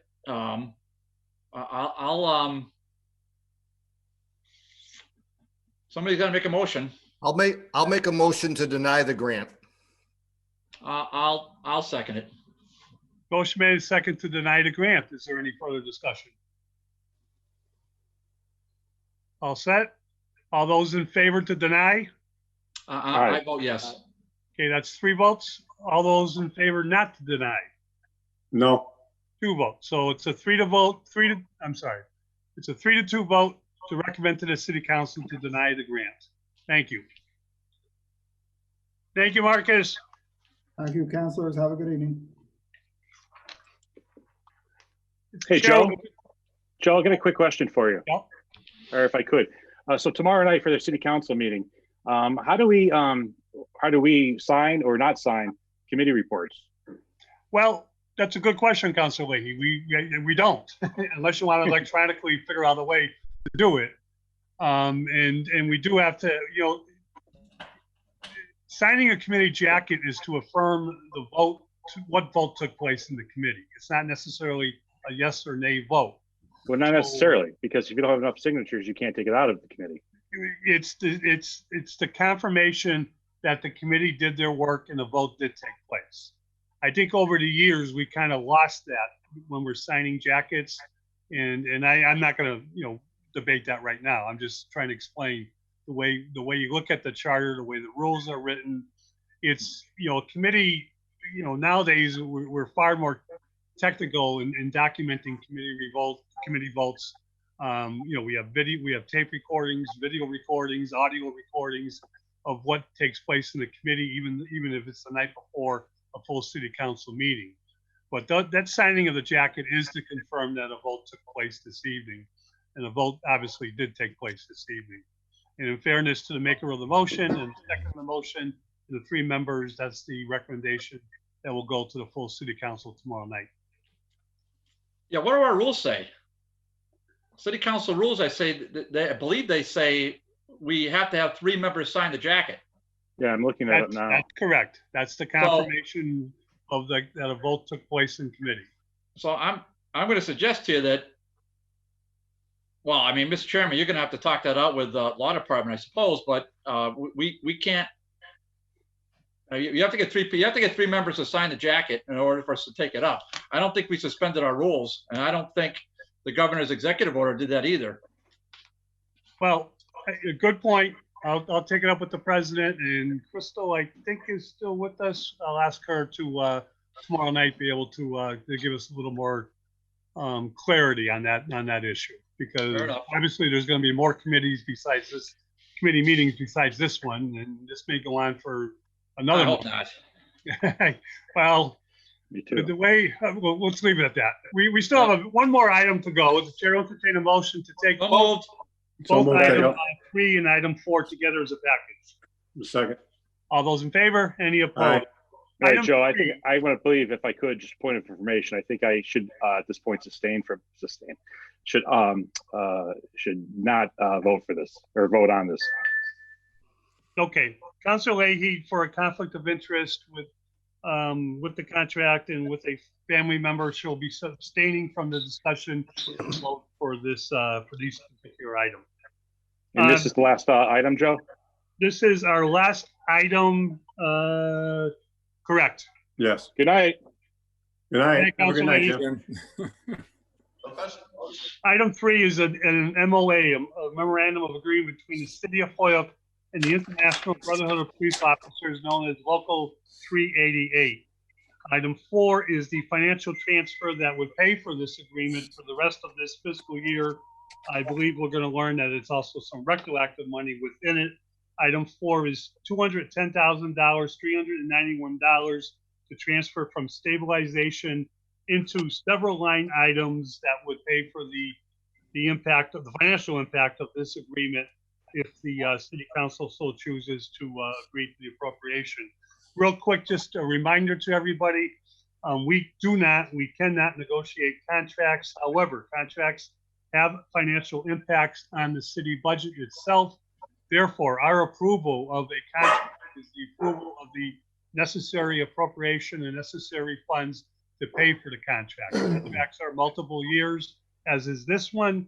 The initial approval is for if there's an impact in the given year, and we certainly need to know what that is.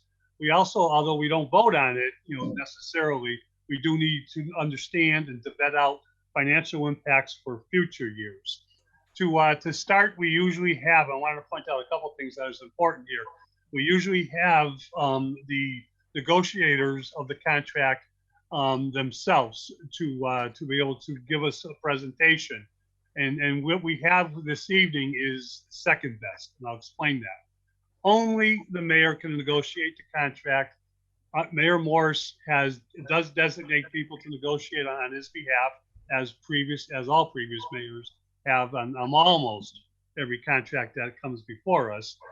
In this case, he negotiated delegated the negotiation to the law department. The original contract was negotiated by a lawyer who is no longer with the city. And that would be, that would have been attorney Gina Perro. Gina is no longer with us, although we do have Crystal Barnes with us. Crystal and the city has also invited Russell Dupre, attorney Dupre, who is recently been hired by the city as a labor contract, because Crystal will point out, I'll let her do that the city has lost a couple lawyers in the very short period of time, and the law department is very short-handed. Councilor Attorney Dupre, welcome. We also have with us the new president, I believe, of the union, the 388, Officer Manny Rivera. Am I correct that you're the president of the union now? That is correct, sir. Okay.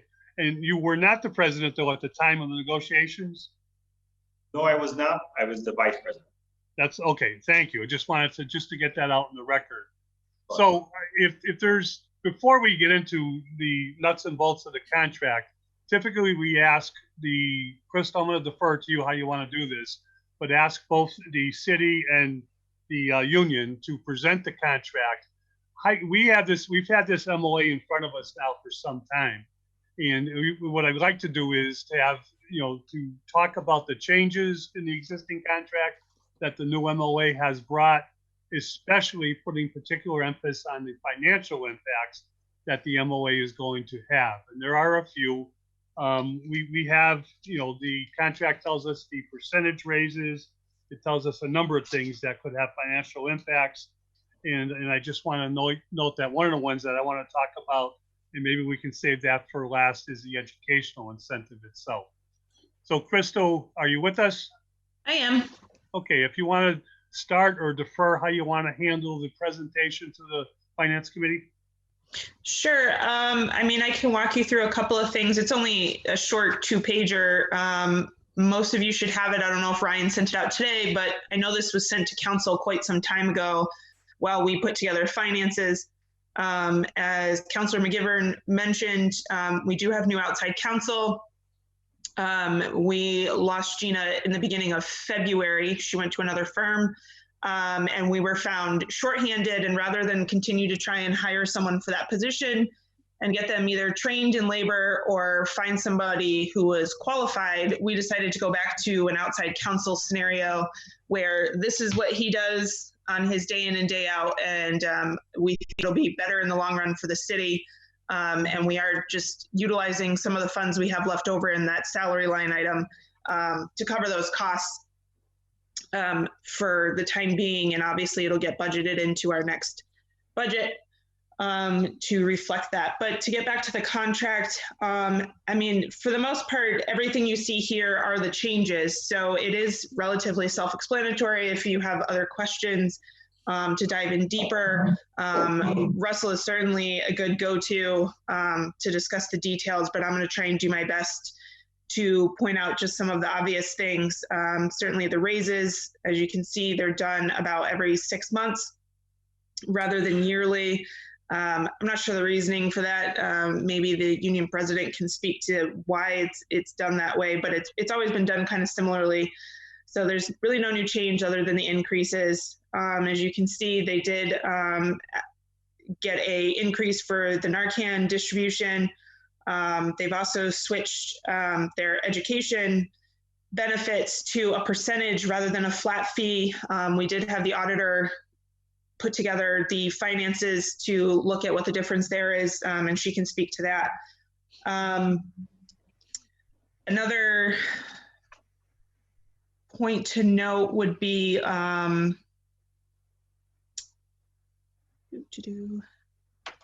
there was a change in the sunset provision. That's number 11. It's now 18 months. I believe it used to be 12 months. There is, we've now split the sick leave bonus into 4 periods. It used to be only 3. And then something that was interesting for the contract is the final item number 15, where they are getting a benefit for ASL proficiency, which is American Sign Language. So they get a benefit for taking some classes and becoming proficient in sign language, which is something unusual that we haven't seen in other contracts. So I thought that was interesting to note. But you know, we are here tonight to support the contract. It is coming out of stabilization. It just had to do with trying to plan the budget for the year. We have spoken at length with our outside counsel, as well as personnel department, the city auditor. We have a much more collaborative environment working towards any contract coming in the future.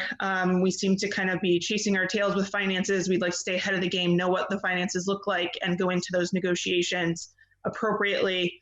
And we have a great working relationship already between the 4 of us. So it'll definitely be a different atmosphere than what you're used to maybe in the last year or 2. Thank you, Crystal. Attorney Dupre, are you just here to answer questions? Did you want to add anything? My understanding is I'm here to answer questions tonight. Thank you. That makes sense. I just wanted to make sure. And Officer Rivera. Yes, sir. Did you want to add anything from the union point of view as to the negotiations and the any reasoning or any thoughts that you want to add? I know there was a question about the split raises. During negotiations, we decided as a union to do that just to help out the city financially. We thought it was their best interest as well as ours. Okay. And I failed to mention one thing, and this is important, always important, but stabilization is the source, which is as we all know, what happened with, and we're going to have a meeting with the DOR coming up shortly, hopefully in May, possibly, as to what happened.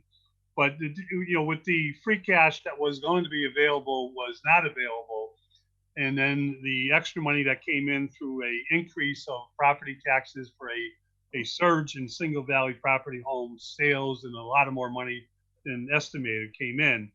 The state allowed us to keep part of that. The city council agreed to $750,000, which the only option we had was to put that into the stabilization fund and to use it as we go.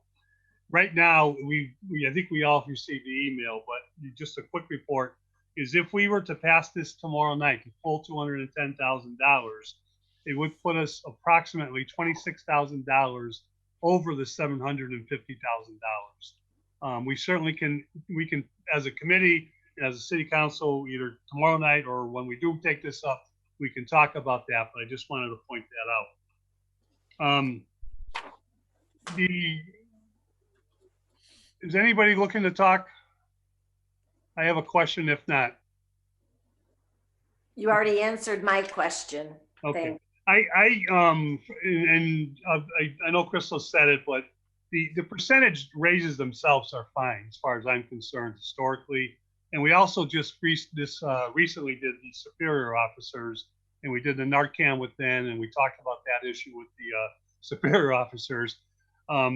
You know, Manny, I think the patrol officers are doing a lot more Narcan than the superior officers are, but that's just an editorial comment.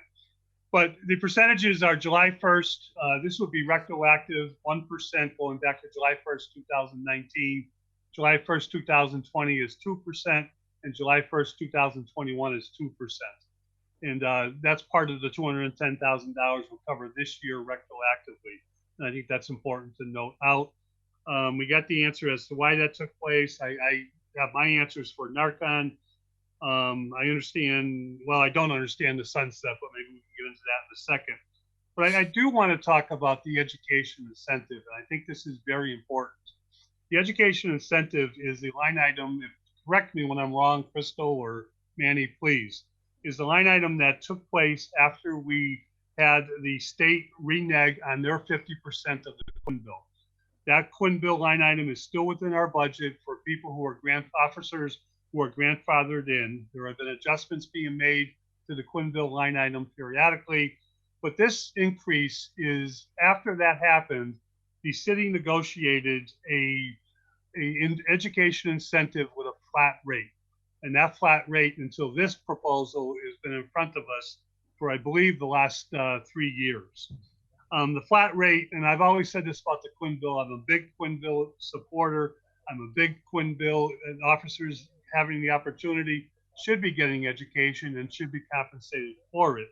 One of the problems I've said before, one of the problems historically with the Quinn bill is back in the 70s, 80s, is the Quinn bill was the city adopted a percentage instead of a flat rate. And when the education incentive was renegotiated for new hirees, the education was a flat rate.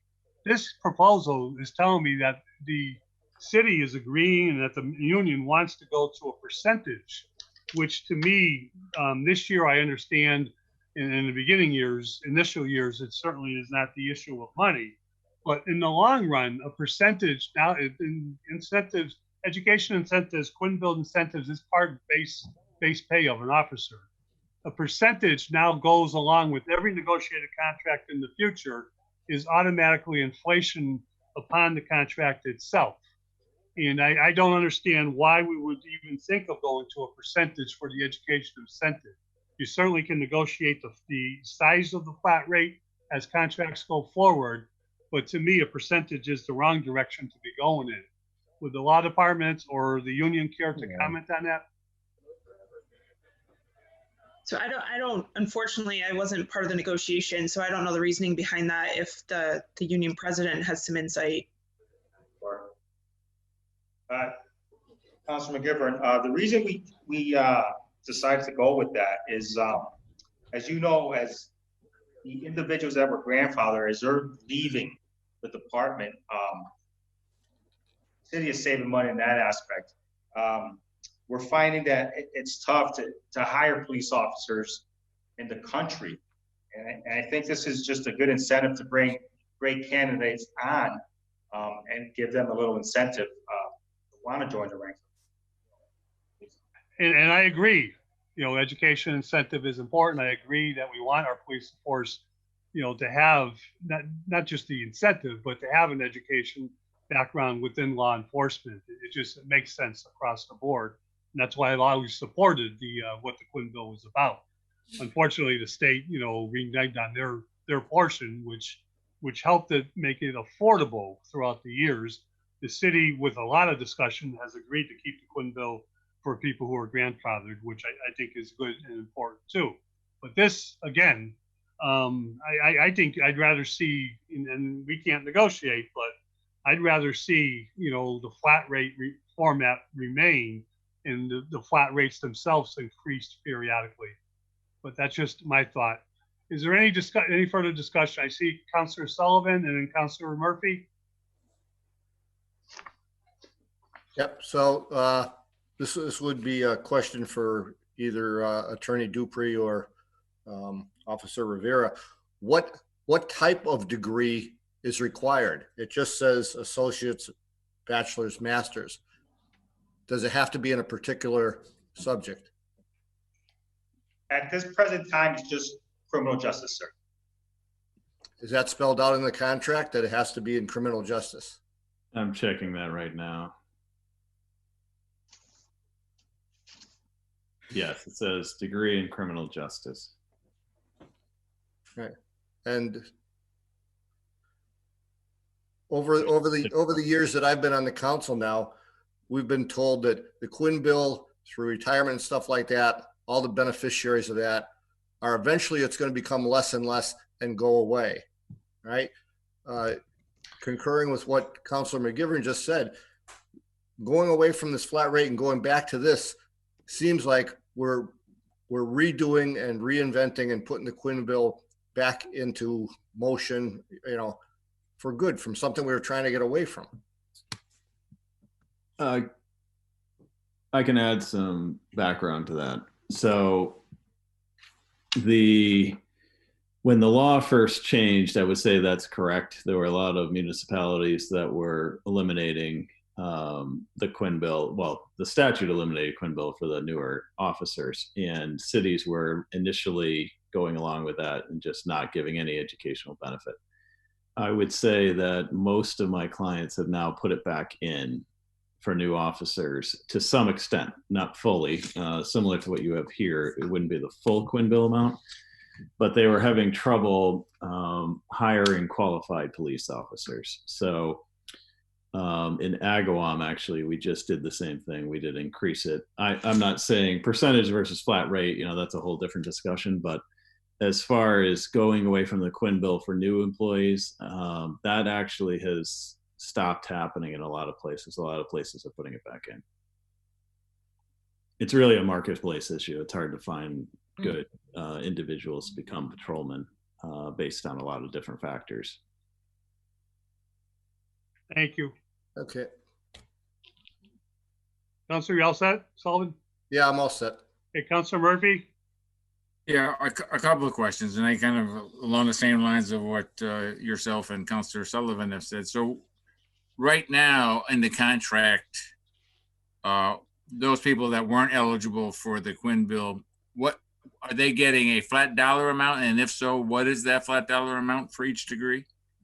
So yes, they are getting it's called the Holyoke Education Plan. It is a flat rate. Associates was getting $2,000 a year. A bachelor's was getting $4,000. Master's was getting $6,000. Okay, and just going back historically, I remember from my previous tenure the Quinn bill, but I don't remember the exact percentages. But for some reason, I'm thinking it was associate degree. Was that total of 10%? Associates was 10%, bachelor's 20%, and master's back then was 25%. Okay.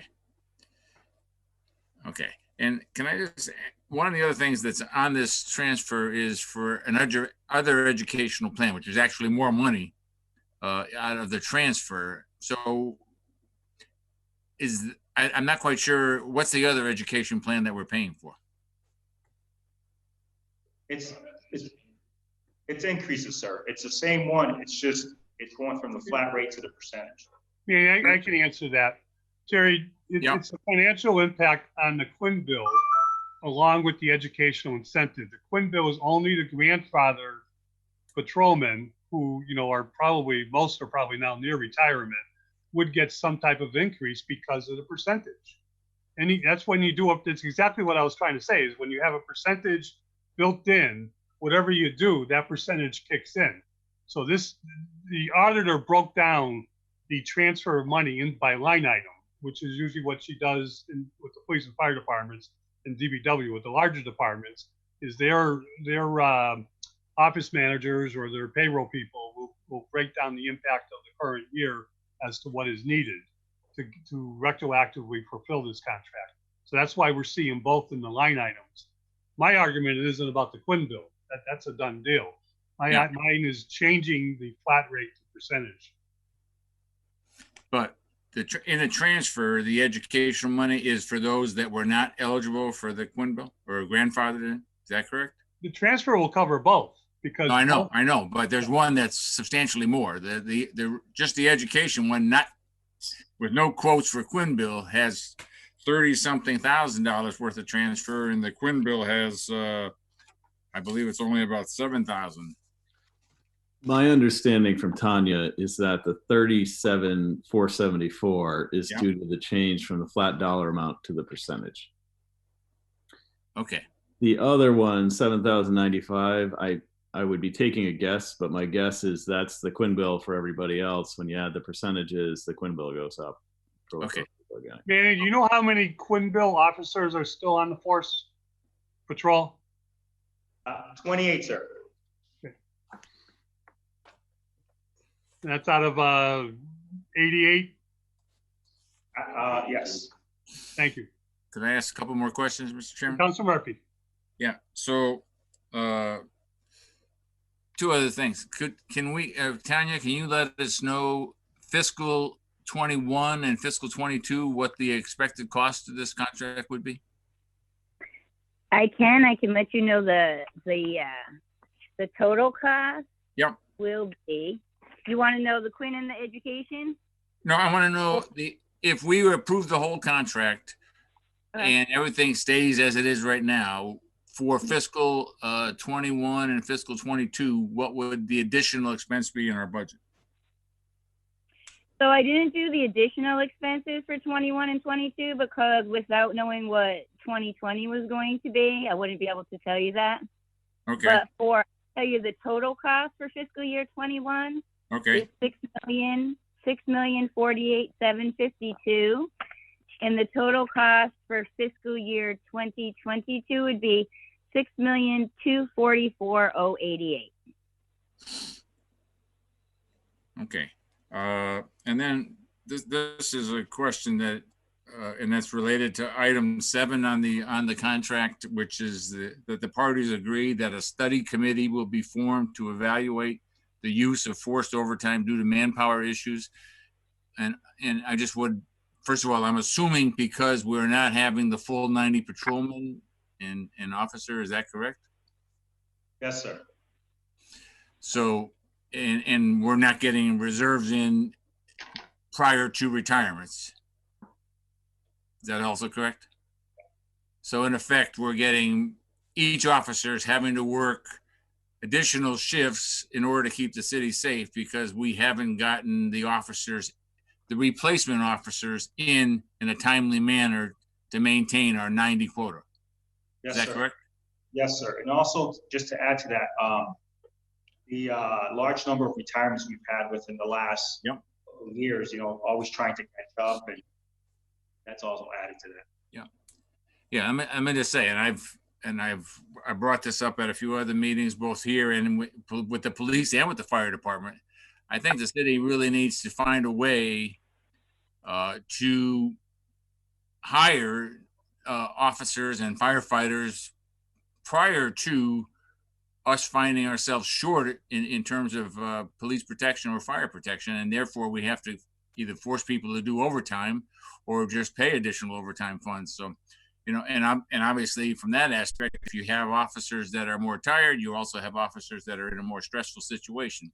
All of those things to me are not the kind of thing we want. I think this is a great thing to put in the contract. I hope that it also means that we find a way to improve our hiring practices, which means we have to find funding to be able to make sure we do it. But again, we have public safety that's an issue here, both for the public and for the officers doing the work. So I think that's an excellent item in there. When I saw it, I assumed that it was related to the fact that we consistently do not have the number of officers that we budget for. Thank you, Mr. Chairman. Councilor Bacon, is your blue hand up? Yes, please. Councilor Brotherly, you're next. So am I up now? Councilor Bacon. Okay, thank you. My question is back to the education plan and the contract, changing it over to percentages. What I would like to understand is what that contract cost would have been if we left it at the flat rate in comparison to the number we're looking at in this transfer with the percentages that have been proposed. My concern is that we're looking at a transfer of over $210,000, and I believe we only have $184,000 left in free cash. So I'm looking to see if that difference might be in that line. So I'd like to understand that if anybody can answer it. Tanya, do you have that?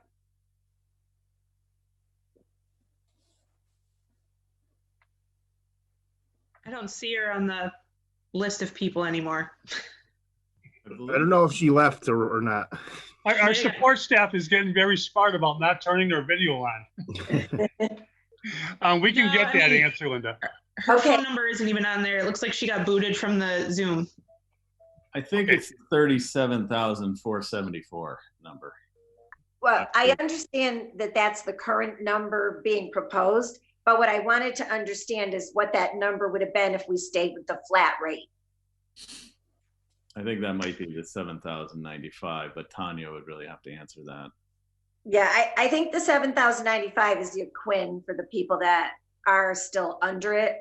And this new education plan was the flat rate, but now it's a percentage rate. Yeah. And I'm thinking that there's probably a big increase in cost in that line compared to this year. I think Tanya just came back. What it is, because we're over 20,000 over our free cash looking at this transfer. Thank you. Tanya, you back with us? I am. Can you hear me? Yes. Yes. Sorry, I'm having some technical difficulties over here. Were you able to hear Councilor Bacon's question? I only heard the very end of it, so I apologize for that. If you can, if you can't, don't have it right now, but if you could get it for us. She's looking for what the education incentive line item, what the financial transfer would be if it wasn't changed to percentage, if it remained at the flat rate. It was, I have that answer, was like $88,900. I think that's what I put on my email. Even if it remained at a flat rate? Yep. It would be zero. Excuse me? It's too much. A flat rate is a flat rate. I think she's saying it's 88,000 for paying the flat rate to everybody, and then you add the 37,474. But that would already be in the budget because it's the current budget that we're talking about. Yeah. So maybe I misunderstood the question. So let Councilor Bacon say the question again. Sorry. So if I'm understanding you, Tanya, yeah, you're saying that by moving from the flat rate to the percentage rate, it's an annual additional cost of $37,000. That's correct. That the flat rate is already in the current budget. That's correct. So going forward in this year, it would be this much, and going forward every year after that, it would be a multiplier above that because you're basing it on a percentage of the base pay. That's correct. So it goes up like a couple of $1,000 every year.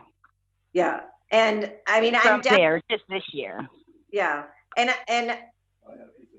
I'm only talking about this from the point of view of the budget because I am totally understanding of the challenges of being a police officer in this environment that we're in. But this is a huge increase in this one piece of the contract. I would never suggest that we would take out an educational benefit, but to increase it 37,000 over 88,000 is a huge percentage increase on this one aspect in the contract. And it's pushing us over what we even have left in free cash. Thank you. Councilor Bartley. Thank you, Mr. Chair. I want to follow up Linda's line of question, but before I do that, can somebody explain paragraph 10 to me, please? It just says delete section G of this paragraph. Testing.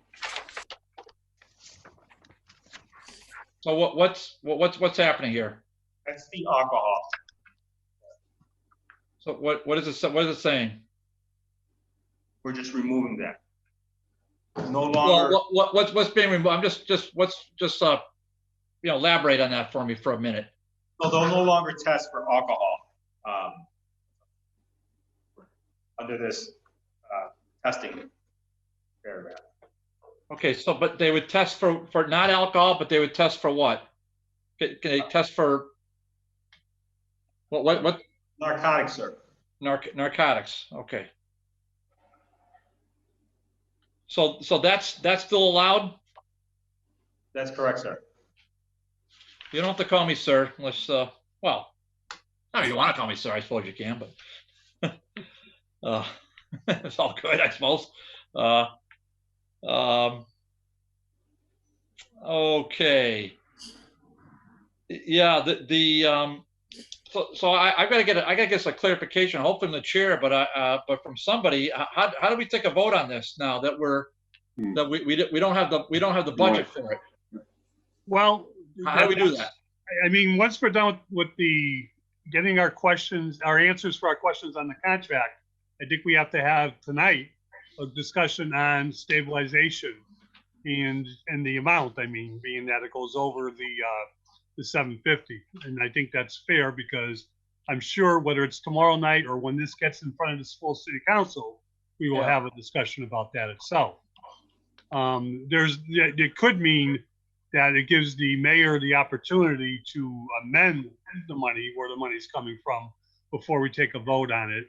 But again, the only vote we have that solidifies the contract is voting on the appropriation to pay for the contract. The contract we just received.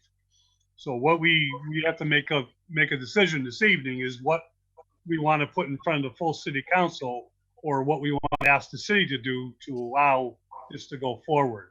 If that's what we wish. In my own opinion, the percentages, it's not the next 3 years I'm worried about. It's the next 10, 15, 20 years I'm worried about.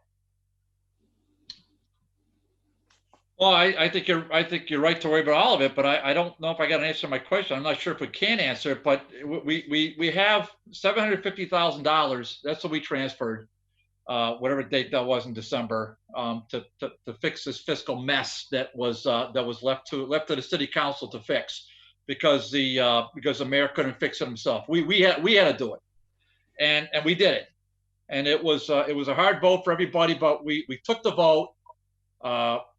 And I thought that was a great December 17th. I think that was the day of the meeting. We took the vote and we said 750, and it was very clear. And now this takes us, whether it's $1 or $26,150, this takes us in excess of the 750. I don't see how legally, fiscally, we can take this vote without some kind of another vote by the city council to increase that 750. I don't see how we do that. So to me, this has to stay here in finance until we get a clarification on the 750, Mr. Chairman, Joe. I mean, unless you're going to give me a clear answer that we have authority to do that, which I didn't think we did, because we took a very clear vote, a legally binding vote, December 17th, relative to the budget. The 750 was spot on. The balance now is 184, whatever it is. And I'm in agreement with the auditor. I think we're off by 1 penny. So I don't think that's material. So I agree with the auditor's numbers. I just don't see it. So I like a discussion on that, or an understanding on that. I got to get a ruling from the chair on this, or some kind of an affirmative answer that we can make this vote tomorrow. Good point. And let me rephrase what I just said. And I think, yes, you're correct. If in order for us to make this contract happen, we have to vote on the appropriation. If we vote no on the $210,000, as you know, we cannot amend an appropriation. We cannot amend an appropriation. So we have to vote the $210,000 up or down. If we vote it down under any circumstances, the contract negotiated, the entire MOA becomes null and void. So options, we send a message to the full city council and to the mayor that if you are willing to vote on the MOA in a favorable action, we need an adjustment to that $210,000. That's option number one. Option number two, if you want the MOA to be agreed upon, we can vote on the entire amount, knowing that we're breaking the agreement to the $750,000. A stabilization transfer, regardless if it's part of the 750 or part of anything above and beyond the 750, is and has to be a 2/3 vote. Whereas in all other appropriations, except as long as the readings are done on 2 separate nights, are only a simple majority vote. So the option, it makes it difficult. It makes it very difficult. There are two things we're weighing here. The MOA agreement itself financial impact this year as I raised financial impact in future years. There's ways to do it. I'm not going to tell you there's an easy way to do it, but that's the two ways that we can do it right now. Well, okay. So choice one, Mr. Joe, is to take an up or down vote on this, and if we vote no on it, then and we recommend to full city council, we can dispose of this, and they go back to negotiating table, and perhaps the percentage is pretty expensive. Maybe that can be rethought out especially in this fiscal climate. The other alternative, I don't see how we even have a choice there right now, because we don't have that before us. We have 184,000 and change left in that transfer. I don't see us. I didn't see amendment to the agenda tomorrow to increase that. So I don't see how we can vote on. I mean, if I was going to make a suggestion, I would leave this in committee and have the mayor file something for the next city council meeting, so we could and refer it back to this committee to adjust that 750. That would be my take. Thank you, Councilor Tallman. Yeah, thank you. If through Manny or for Russell, if you can explain really briefly paragraph 14 to me.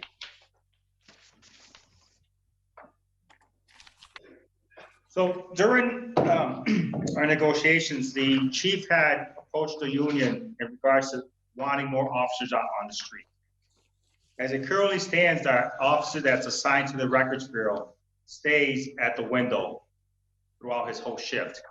What this would allow to do is when there's no one coming to the window, because it's a very busy place, he would go out there and assist the officers out on the street. So additionally, you would add another officer.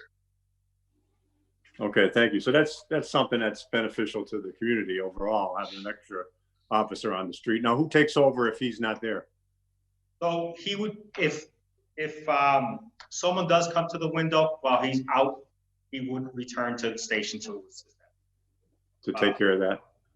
Okay, and I understand the situation. I think the chairman explained it well about the money, since there's not enough money here. But this contract, we're already what, about 10 months into it without a contract, because you're looking to go back to July 1st. Yeah, the agreement was signed by the mayor January 16th. Okay, but it goes retro to July 1st of last year? That's correct. Okay, and I know Councilor McGiverin stated the numbers, but I had a little bit different on my sheet here. The percentages, could you go through those again starting on July 1st of 2019? Is it 0.5%? Yes, 0.5% for the COLA raise. And then it'd be 2% for the Narcan.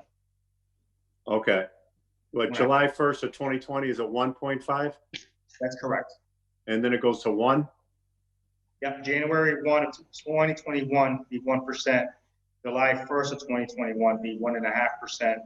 January 1st of 2022, 1.5%. 1.5%. Okay. Did the 6 months just to, again, help the city and. Right, I think that's a big help to the city. But my concern also is too, I'm sure a lot of your fellow employees, police officers are looking to get this taken care of. And I know we're in a tough situation, but I'm hopeful that possibly, the mayor can be seeing this tonight, or that we can get some kind of an additional funding. I would rather try to get this voted on with the additional money, since we're short 26,000. If there's any way, Mr. Chairman, that maybe a message could be sent that by tomorrow night, we could have a new number in, maybe a late file, to try to get this contract taken care of. Councilor Tallman, the message is being sent right now. Trust me. We're being, we're well watched. Yeah, I think that's important. Instead of putting this in committee, and I understand what concerns. I mean, we vote for the contract. We vote for the approval of the money that goes with the contract, but we're not the ones that are settling the contract. And I know there may be things in here that we may not be agreement upon, but whatever was put into this contract for a reason was negotiated, I believe, in good faith with the city attorneys and with the police department. And I think if we can get this taken care of tomorrow night, I think that would be beneficial to to all members concerned. Absolutely. These contracts are always negotiated in good faith on both sides, and we cannot interfere when negotiations are ongoing. And the only time we even get to talk about this, and it's not like we're negotiating, is on the appropriation and the financial impact of the MOAs, MOUs, the contracts themselves. If we were to shoot this down, we'd have to zip our lips, let the city go back to the table with the union. This happened just last year with the fire department contract, or about a year and a half ago. And it's very rare that this happens, but there's two issues here. One is, do we agree with the impact of the MOA? And the second issue is the stabilization transfer and the impact on the 750 beyond the 750. Crystal has had her hand up for a while. Crystal, did you want to weigh in on something? I do have a question for you. Yes, so this contract actually was not finalized when we did the supplemental budget. It is not part of the 750 or whatever was transferred. It wasn't part of that setup. Stabilization is always a valid financial account to pull money out of. And at this point, we don't have any money in free cash. Stabilization is basically where our funds are available with this amount in mind.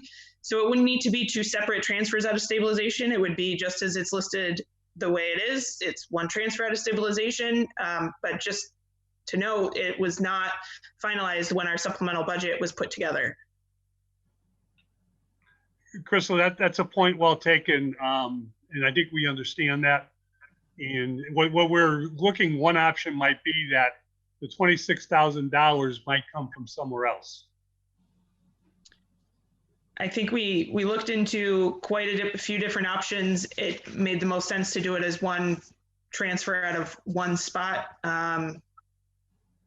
It's the mayor can address that. I understand, and it's fair. But I mean, I learned how to count a long time ago, and I think if you know what I mean, counting right now that's an option that the mayor union may want to look into. My question is, superior officer's contract, the one that we just approved, the MOA, one of the things, and this is not unheard of, it's not a precedent, but they left the door open. I think they saw this coming, that if the patrol officers were able to change anything with the educational incentive, the union, superior officers union, would have the right to reopen their contract on that item. Is that correct? I don't know that specifically. I would have to look, but that's something that we could deal with when the time came. Well, it would be another possible financial impact. And I think they would have an argument of going to percentages themselves. It's item number 10 in the revised memorandum of agreement. It's actually item number 10. And we had two different MOAs put before us last year. And it just says educational incentives, the parties agree to this subject can be reopened for negotiations if Local 388 receives increases in their pending contract. I'll just ask that you look into that, and if you can get an answer to us, I'd appreciate it.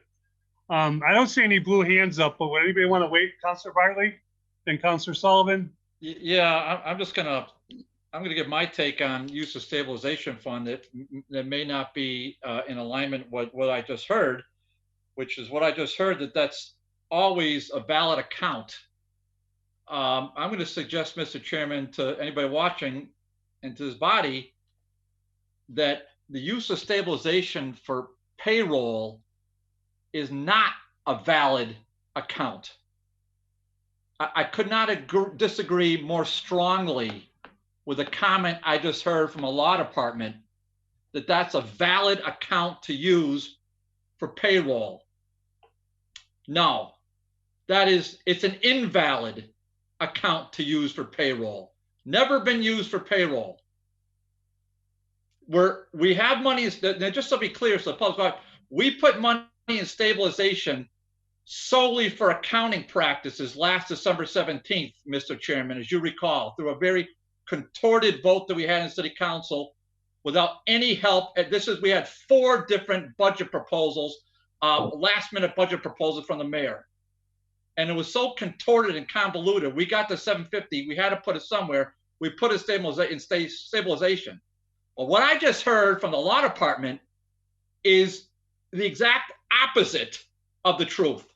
That is not how we use stabilization. I don't think it's fair to the public or for any member here relying on that advice to put any stock in it. We don't use stabilization for payroll. Not true, inaccurate, wrong. Thank you. David, just in fairness to the law department, I think what Crystal was saying is, even though what you're saying is the historic and the way that we do use stable or don't use stabilization, when it comes down to push and shove, you can use it. It's maybe not advisable, and we can get into that with Tanya. We can get into that with Cinder. Get into that with how Moody's and how Wall Street look at us. I agree, but it is a vote that we can take if we so choose. And that's again, always up to the full city council. Not disagreeing with you, but I heard Crystal just say it is possible. The mayor, I think, I heard her say it's valid. I know it's possible, Joe. I get it. I mean, we've got, pretty wide powers in that regard, but no, generally we have this invention called property taxes, and we usually have free cash. This year we had negative 464 in free cash. That's how we got in this mess that we're in now. We had $1.7 million in free cash. Oh, true that, Joe. Yeah, true that. We had all sorts of accounts for grants and stuff that were deficient. Can't deny it. Can't deny it. We know, you and I know that. Councilor Sullivan. Yeah, Manny, could you tell me, the starting base salary of a Holyoke patrolman compared to some of the surrounding communities? Where do we stack up? Off the top of my head, I believe our numbers are in the low 50s. And compare us to the surrounding cities, we're probably the lowest. When you compare Chicopee, Springfield, East Long Meadow. So, I mean, if we're having trouble with attracting officers and with retention of officers, of patrolmen in particular, isn't the problem really in the competitive nature of the starting salaries and trying to do it through something like the Quinn bill? How's that? I mean, how many patrolmen do we have out there that have master's degrees?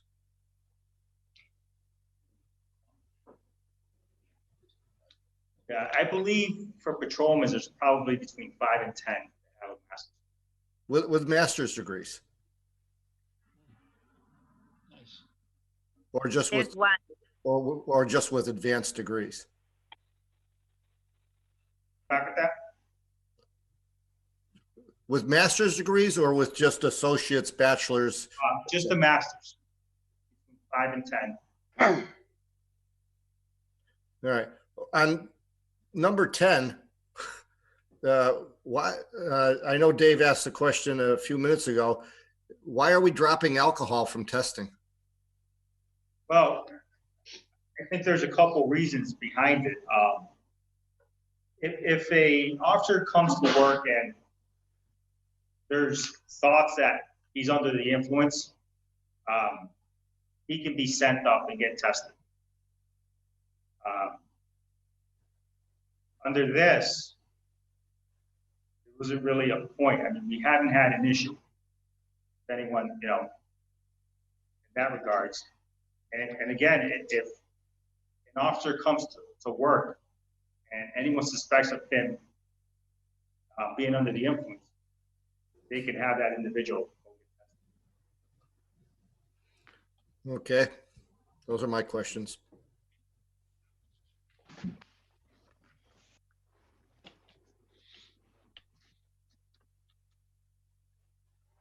Is there any further discussion? Can you hear me? Oh, I can hear you.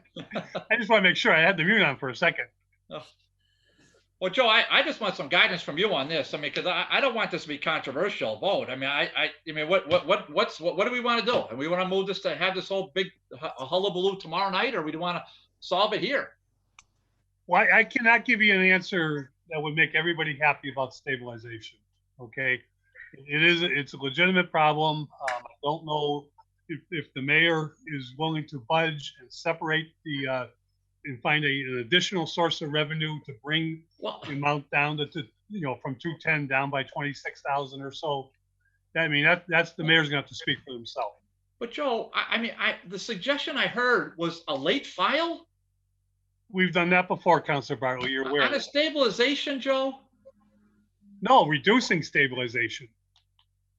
I know. I don't know, be a late file without a public, which is really, it's really not even a public, there's no public notice to that. And we want to do, I get it's 26,000, but.